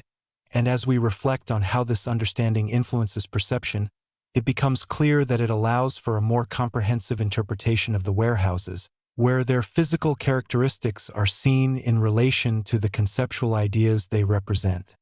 creating a connection between the tangible and the abstract. And within this connection, the warehouses can be understood as spaces that illustrate the interaction between form and function, showing how the design of the environment supports the processes that take place within it and how those processes, in turn, reinforce the structure of the system. And as this interaction becomes more apparent, it reveals how the warehouses function as examples of how organization and repetition can create a sense of coherence within a complex environment. And as one continues to reflect on this aspect of the narrative, the significance of these patterns becomes more fully realized, as they are seen not only as features of the warehouses, but as elements that contribute to the broader understanding of the system as a whole. And as this realization deepens, it provides insight into how the warehouses can be interpreted as spaces that embody a particular way of structuring and understanding the environment, offering a perspective that extends beyond their immediate context and into a more general consideration of how systems operate. And as we consider how this perspective shapes the final stages of the narrative, it becomes evident that it allows for a deeper engagement with the meaning of the warehouses,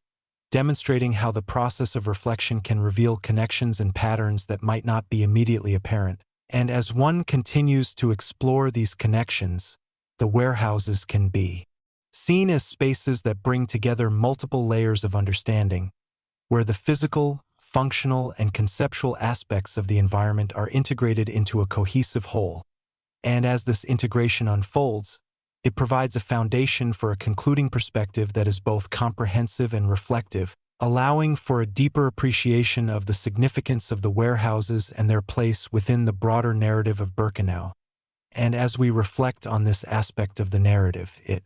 becomes clear that the process of deep reflection is essential to understanding the meaning of these spaces, demonstrating how the act of considering and interpreting the various elements of the environment leads to a more nuanced and comprehensive understanding. And as this exploration continues, it reinforces the idea that the warehouses are not only places of storage and organization, but spaces that offer insight into the principles that define the system, providing a perspective that enhances the overall understanding of the camp and its interconnected structures. As the reflection on the meaning of the warehouses continues to deepen, the perspective gradually expands to consider how this understanding contributes to a broader awareness of the environment and its significance, because the process of interpretation does not end with the identification of patterns and principles, but extends into the way those insights are integrated into a larger framework of understanding. And it is within this integration that the full significance of the warehouses becomes more fully realized, as they are seen not only as elements within a specific historical context, but as spaces that offer insight into how systems are structured, experienced, and interpreted over time. And as one considers how this broader awareness develops, it becomes evident that it is shaped by the accumulation of insights that have emerged throughout the narrative, each contributing to a more comprehensive understanding of the warehouses and their role within the system. And as these insights are brought together, they create a perspective that allows for a deeper engagement with the environment, where the details of structure, process, and perception are understood in relation to one another,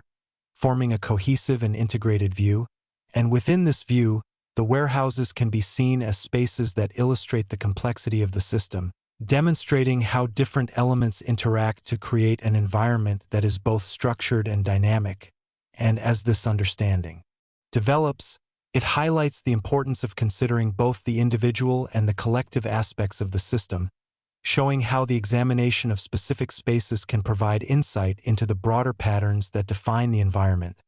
And as we reflect on how this perspective influences the final stages of the narrative, it becomes clear that it allows for a more comprehensive and meaningful interpretation of the warehouses, where their significance is understood not only in terms of their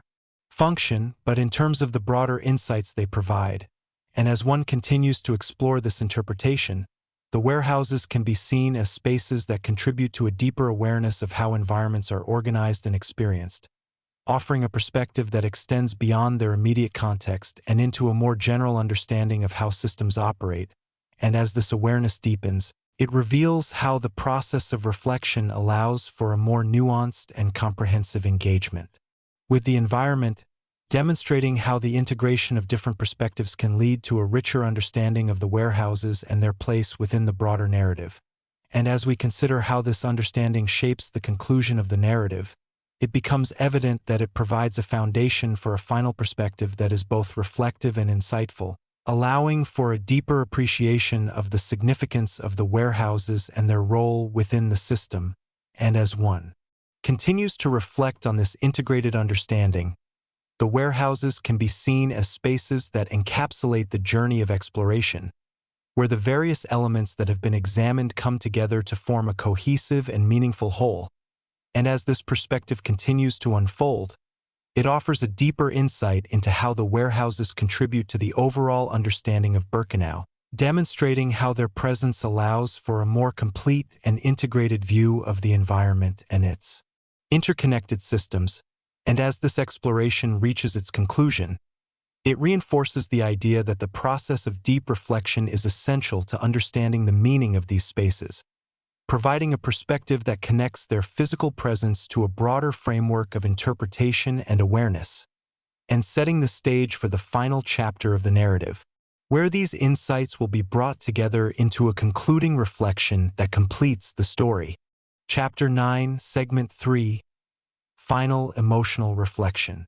As the narrative approaches its final moments, the perspective shifts once more, moving from structured reflection into a quieter, more emotional space where understanding is no longer built through analysis alone, but through a deeper awareness of what has been seen, considered, and gradually brought into focus. And it is within this space that the warehouses take on a final dimension, one that is defined not by their function, their structure, or even their historical context alone, but by the way they are felt and understood when all of these elements are held together at once. And as one reflects on the journey through these spaces, from their physical arrangement to their broader meaning, a sense of stillness begins to emerge, where the details that once required careful observation now exist as part of a unified impression. And within this impression, the warehouses appear not as a collection of separate elements, but as a single environment shaped by patterns, repetition, and continuity. And as this unified view develops, it creates a moment of pause, where the emphasis shifts away from explanation and toward presence, allowing the observer to consider the space in its entirety, without the need to break it into parts. And as this moment of pause deepens, the experience of the warehouses becomes more reflective, where the focus is not on what is happening within the space, but on what the space represents when viewed through the lens of understanding. And as one continues to engage with this perspective, the repetition of rows, the consistency of structure, and the quiet order of the environment begin to take on a more profound significance, not because they reveal something new, but because they now exist within a context that has been fully explored. And as this context becomes fully present in the mind, it allows for a deeper connection to the space, where the physical and conceptual elements come together to form a complete picture. And as we consider how this connection influences the final stage of the narrative, it becomes clear that it creates a sense of closure that is not defined by an ending, but by a completeness of understanding, where the different layers of the story have been brought together and can now be experienced as a whole. And as this sense of completeness develops, it highlights the importance of reflection in shaping how environments are perceived, demonstrating how the process of moving through different stages of understanding can lead to a moment where everything aligns into a single, cohesive perspective. And as one continues to reflect on the warehouses within this context, the significance of their presence becomes more fully realized, not through new information, but through the depth of awareness that has been achieved. And as this awareness deepens, it provides a final opportunity to engage with the space in a way that is both quiet and profound, allowing for a connection that goes beyond analysis and into a more intuitive understanding. And as we reflect on this aspect of the narrative, it becomes clear that this moment of emotional reflection is essential to the overall structure, providing a space where the journey can be brought to a close in a way that feels complete and meaningful. And as this perspective continues to unfold, it offers a deeper insight into how the warehouses are understood not only as elements of a system, but as spaces that carry a lasting presence within the broader narrative. And as this exploration reaches its final stage, it reinforces the idea that understanding is not only about gathering information, but about reaching a point where that information comes together into a unified experience, allowing for a final engagement with the environment that is both reflective and complete. As the final emotional reflection continues to unfold, the perspective settles into a deeper sense of awareness, where the focus is no longer on discovering or interpreting, but on holding the entirety of the narrative in a single, continuous understanding. And it is within this state that the warehouses take on their final form within the narrative, not as active spaces filled with movement and process, but as quiet presences that remain after everything has been considered. And as one reflects on this presence, it becomes evident that what remains is not a series of individual details, but an overall impression shaped by everything that has been explored. And within this impression, the warehouses are understood as spaces where structure, repetition, and continuity come together to form an environment that is both defined and enduring. And as this understanding settles, it creates a sense of stillness that contrasts with the earlier stages of the narrative, where movement, analysis, and interpretation guided the exploration. And as this contrast becomes more apparent, it highlights the transition from active engagement to reflective awareness, demonstrating how the process of understanding evolves over time. And as we consider how this evolution shapes the final perception of the warehouses, it becomes clear that it allows for a deeper and more sustained connection to the space, where the emphasis is no longer on what is being observed, but on how it is experienced as a whole. And within this experience, the warehouses can be seen as spaces that carry a sense of continuity that extends beyond their immediate context, offering a perspective that connects the past with the present through the process of reflection. And as this connection develops, it reveals how the meaning of the warehouses is not confined to a single moment, but continues to exist through the way they are understood and remembered. And as one continues to reflect on this aspect of the narrative, the significance of the warehouses becomes more fully integrated into a broader awareness, where their role within the system is understood alongside their place within the narrative, creating a perspective that is both comprehensive and cohesive. And as this perspective deepens, it provides a sense of resolution that is not defined by finality, but by the completeness of understanding, where the different elements of the story have been brought together into a unified whole. And as we reflect on this final stage of the narrative, it becomes clear that the emotional reflection is not about adding new insights, but about allowing the insights that have already been developed to settle into a form that can be fully appreciated. And as this settling takes place, it creates a sense of clarity that brings the narrative to its natural conclusion. And as one continues to hold this understanding, the warehouses remain as part of that awareness, not as distant or abstract concepts, but as integral elements of a narrative that has been explored in depth. And as this exploration reaches its final point, it reinforces the idea that the journey through the warehouses is not only about understanding a specific space, but about engaging with a broader process of reflection and awareness, where the act of considering and connecting different elements leads to a deeper and more meaningful understanding. And as this understanding continues to resonate, it provides a foundation for the final conclusion of the narrative, where the insights gained throughout the exploration can be brought together into a closing perspective that completes the story in a way that is both thoughtful and lasting. Chapter 10, Segment 1. The Closing Perspective. As the narrative reaches its final chapter, the perspective begins to settle into a concluding form, where the focus is no longer on uncovering new details or expanding the scope of understanding, but on bringing together everything that has been explored into a final, cohesive view. And it is within this closing perspective that the warehouses of Birkenau are seen with a clarity that is shaped by the entire journey, because each stage of the narrative, from the examination of structure and process to the reflection on memory and meaning, has contributed to a deeper awareness that now allows these spaces to be understood in their entirety. And as one reflects on this progression, it becomes evident that the warehouses are not defined by any single aspect, but by the combination of elements that have been considered throughout the narrative. And as this combination comes into focus, it creates a sense of completeness that defines the closing perspective, where the physical, functional, and conceptual dimensions of the warehouses are integrated into a unified understanding. And within this understanding, the warehouses can be seen as spaces that embody the principles of organization, repetition, and continuity that have been observed at every stage of the exploration. And as this embodiment becomes more apparent, it highlights how the warehouses serve as representations of the system in which they existed, offering a perspective that reflects both their individual characteristics and their role within the broader environment. And as we consider how this perspective influences the final stage of the narrative, it becomes clear that it allows for a deeper engagement with the significance of the warehouses,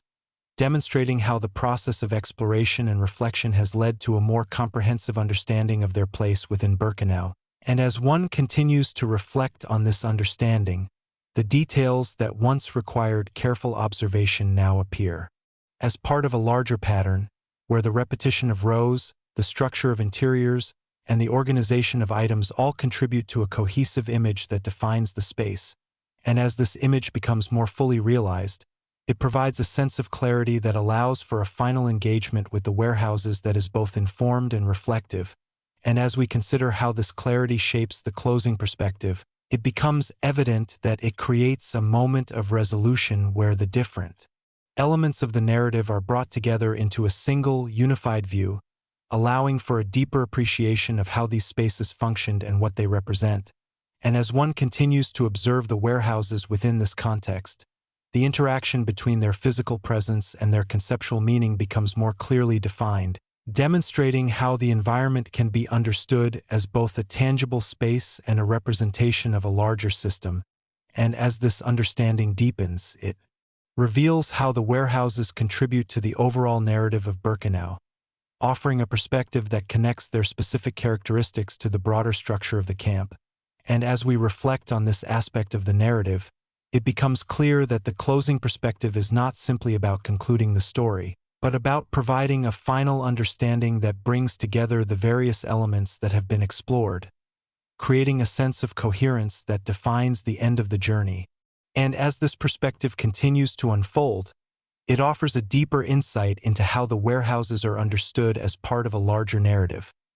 demonstrating how their presence contributes to a comprehensive view of the environment and its interconnected systems. And as this exploration moves toward its conclusion, it reinforces the idea that the closing perspective is a moment of integration, where the different layers of the narrative are brought together into a cohesive and meaningful whole that completes the story. As the closing perspective continues to take shape, the narrative moves into its final stage of reflection, where the emphasis is placed on the understanding that has been developed and the way it can now be held as a complete and unified whole. And it is within this final stage that the warehouses are no longer approached as subjects to be examined or interpreted, but as elements that have been fully considered and can now be understood in their entirety. And as one reflects on this sense of completion, it becomes evident that the journey through these spaces has been one of gradual discovery, where each layer of analysis and reflection has contributed to a deeper awareness that now allows for a more comprehensive understanding. And as this awareness settles, it creates a sense of stillness within the narrative, where the focus is no longer on movement or progression, but on presence and understanding, and within this stillness, the warehouses can be seen as spaces that carry the entirety of the narrative within them, representing both the details that have been explored and the broader meaning that has been derived from them. And as this representation becomes more apparent, it highlights the role of the warehouses as central elements within the narrative, offering a perspective that connects the different aspects of the exploration into a cohesive whole. And as we consider how this cohesion shapes the final stage of the narrative, it becomes clear that it provides a sense of resolution that is defined not by finality, but by understanding, where the various elements of the story have been brought together into a unified perspective that reflects both their complexity and their coherence. And as one continues to reflect on this perspective, the warehouses can be understood as spaces that embody the culmination of the narrative, where the interaction between structure, process, perception, and meaning is fully realized, creating an environment that is both defined and understood in its entirety. And as this understanding deepens, it reveals how the process of exploration has transformed the way these spaces are perceived, demonstrating how the journey from observation to reflection has led to a more nuanced and comprehensive awareness. And as we reflect on this aspect of the narrative, it becomes clear that the final stage of the closing perspective is not about adding new insights, but about allowing the insights that have been developed to come together into a form that can be fully appreciated. And as this appreciation unfolds, it creates a sense of completeness that defines the end of the narrative, where the warehouses remain as part of a broader understanding that has been shaped by the entire journey. And as one continues to hold this understanding, the significance of the warehouses is no longer confined to their individual characteristics, but extends into a broader awareness of how they contribute to the overall narrative of Birkenau. And as this awareness continues to develop, it offers a final perspective that is both reflective and cohesive, allowing for a deeper engagement with the meaning of the warehouses and their place within the larger context. And as this exploration reaches its conclusion, it reinforces the idea that the closing perspective is a moment of integration and understanding, where the different elements of the narrative are brought together into a unified whole that completes the story in a way that is both thoughtful and lasting, providing a final sense of clarity and resolution that defines the end of the journey through these spaces. Chapter 10, Segment 2, The Final Understanding. As the narrative reaches its final movement, the perspective settles into a space where everything that has been explored can now be held together without the need for further expansion. And it is within this still and complete understanding that the warehouses of Birkenau take on their final form within the story, because after examining their structure, their processes, the people within them, their evolution over time, and their place within both memory and the broader historical context, there is no longer a need to look deeper or further, but rather to hold what has already been revealed. And as one reflects on this moment, it becomes evident that the journey through these spaces has not been about discovering isolated facts, but about gradually building a perspective that allows for a more complete awareness of how everything connects. And as this awareness settles, the warehouses begin to appear not as separate elements within a system, but as part of a unified environment,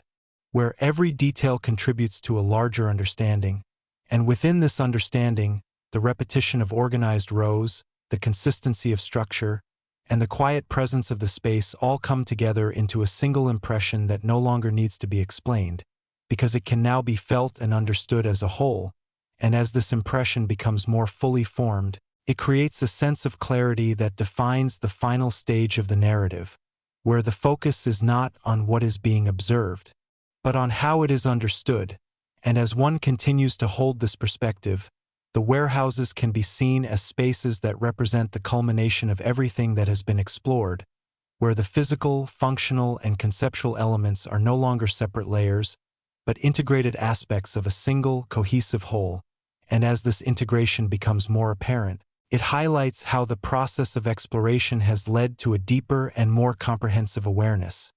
demonstrating how each stage of the narrative has contributed to a final understanding that is both clear and complete. And as we consider how this understanding shapes the closing moments of the story, it becomes evident that it creates a sense of resolution that is not defined by an ending, but by a completeness of perception, where the different elements of the narrative have been brought together into a unified view that no longer requires further interpretation. And as one reflects on the warehouses within this context, their presence becomes steady and enduring, not as active spaces of movement and process, but as environments that have been fully understood and can now be seen in their entirety. And as this perspective deepens, it provides a final opportunity to engage with the space in a way that is both calm and comprehensive, allowing for an understanding that is not built on analysis, but on the clarity that comes from having explored every aspect of the environment.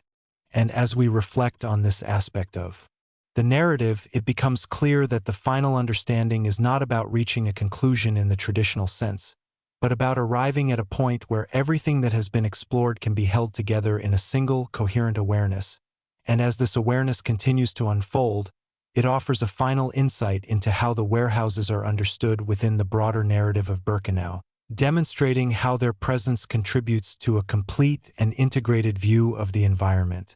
And as this exploration reaches its final stage, it reinforces the idea that understanding is not simply about gathering information, but about reaching a point where that information forms a unified and meaningful whole, allowing the story to come to its natural and complete conclusion. As the final understanding settles fully into place, the narrative reaches its quietest and most complete moment, where there is no longer a need to move forward or look back, but simply to remain within the awareness that has been built. And it is within this stillness that the warehouses take on their final presence, not as spaces that require explanation, but as environments that exist within a fully formed understanding. And as one reflects on this presence, it becomes clear that what remains is not a sequence of observations or interpretations, but a single, continuous awareness that holds together everything that has been explored. And within this awareness, the warehouses are no longer seen through individual details or separate layers, but as a unified whole that carries the entirety of the narrative within it. And as this unity becomes more apparent, it creates a sense of completeness that defines the final stage of the story, where the journey through the warehouses has reached a point where nothing more needs to be added. And as this sense of completion develops, it highlights the depth of understanding that has been achieved, demonstrating how the process of exploration, reflection, and interpretation has led to a perspective that is both comprehensive and cohesive. And as we consider how this perspective shapes the final moments of the narrative, it becomes evident that it allows for a closing that is not defined by finality, but by presence, where the warehouses remain as part of an awareness that continues beyond the narrative itself.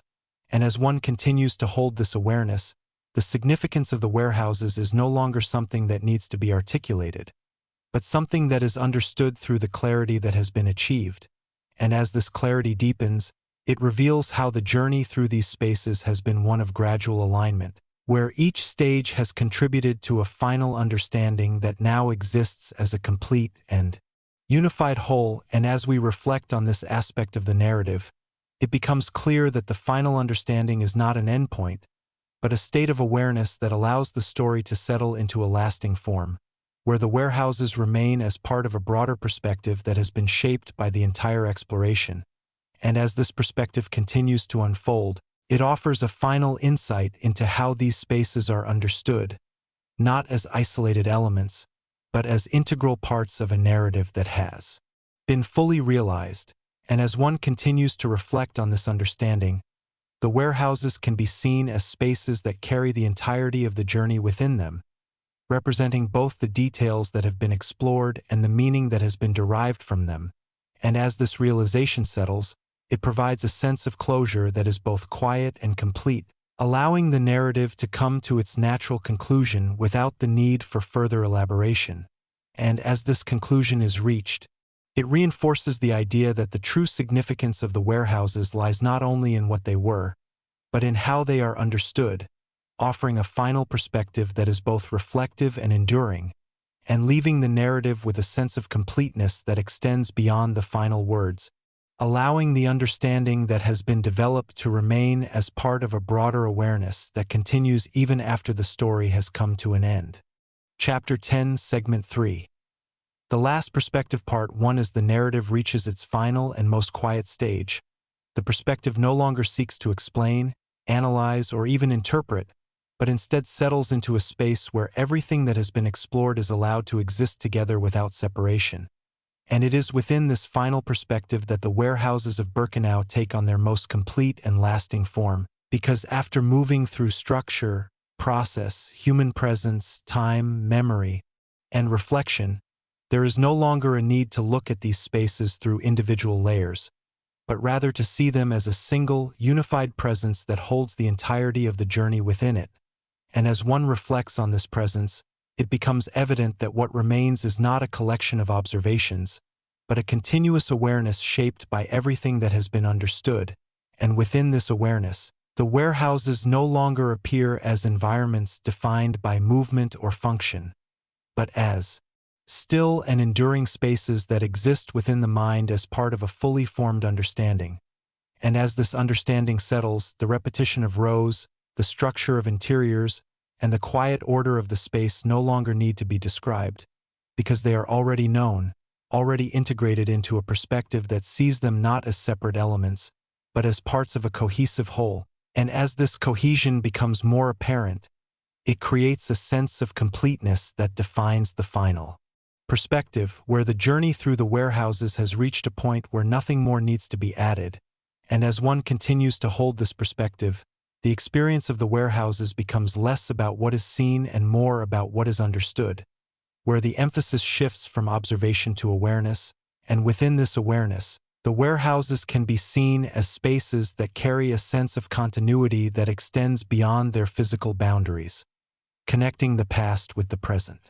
Through the process of reflection, and as this connection deepens, it reveals how the meaning of these spaces is not confined to a single moment or interpretation, but exists within the broader understanding that has been developed. And as we consider how this understanding shapes the final stage of the narrative, it becomes clear that it creates a form of resolution that is not defined by closure, but by completeness, where the different elements of the story have been brought together into a unified awareness that no longer requires further explanation. And as one reflects on the warehouses within this context, their presence becomes steady and enduring, not as active components of a system, but as spaces that have been fully understood and can now be held within a perspective that is both calm and comprehensive. And as this perspective continues to unfold, it offers a final insight into how the warehouses are integrated into the broader narrative, demonstrating how their presence contributes to a complete and unified understanding that extends beyond the narrative itself. And as this exploration reaches its final stage, it reinforces the idea that the last perspective is not about concluding the story in a traditional sense, but about allowing the understanding that has been developed to remain as a lasting awareness, where the warehouses exist not only as part of history, but as part of a perspective that continues to hold their meaning. And as this awareness settles fully into place, it provides a sense of quiet finality that does not end the narrative, but allows it to rest in a state of completeness, where everything that has been explored is now part of a single, cohesive understanding that remains even after the story itself has come to an end. Part 2. As the final perspective settles into its most complete and quiet form, the narrative reaches a point where there is nothing left to unfold, no further layers to explore, and no additional meaning to extract, but instead a state where everything that has been seen, considered, and understood exists together in a single, continuous awareness. And it is within this awareness that the warehouses remain, not as subjects of examination, but as part of a perspective that has fully absorbed their presence. And as one reflects on this final state, it becomes clear that the journey through these spaces has not been about arriving at a definitive conclusion,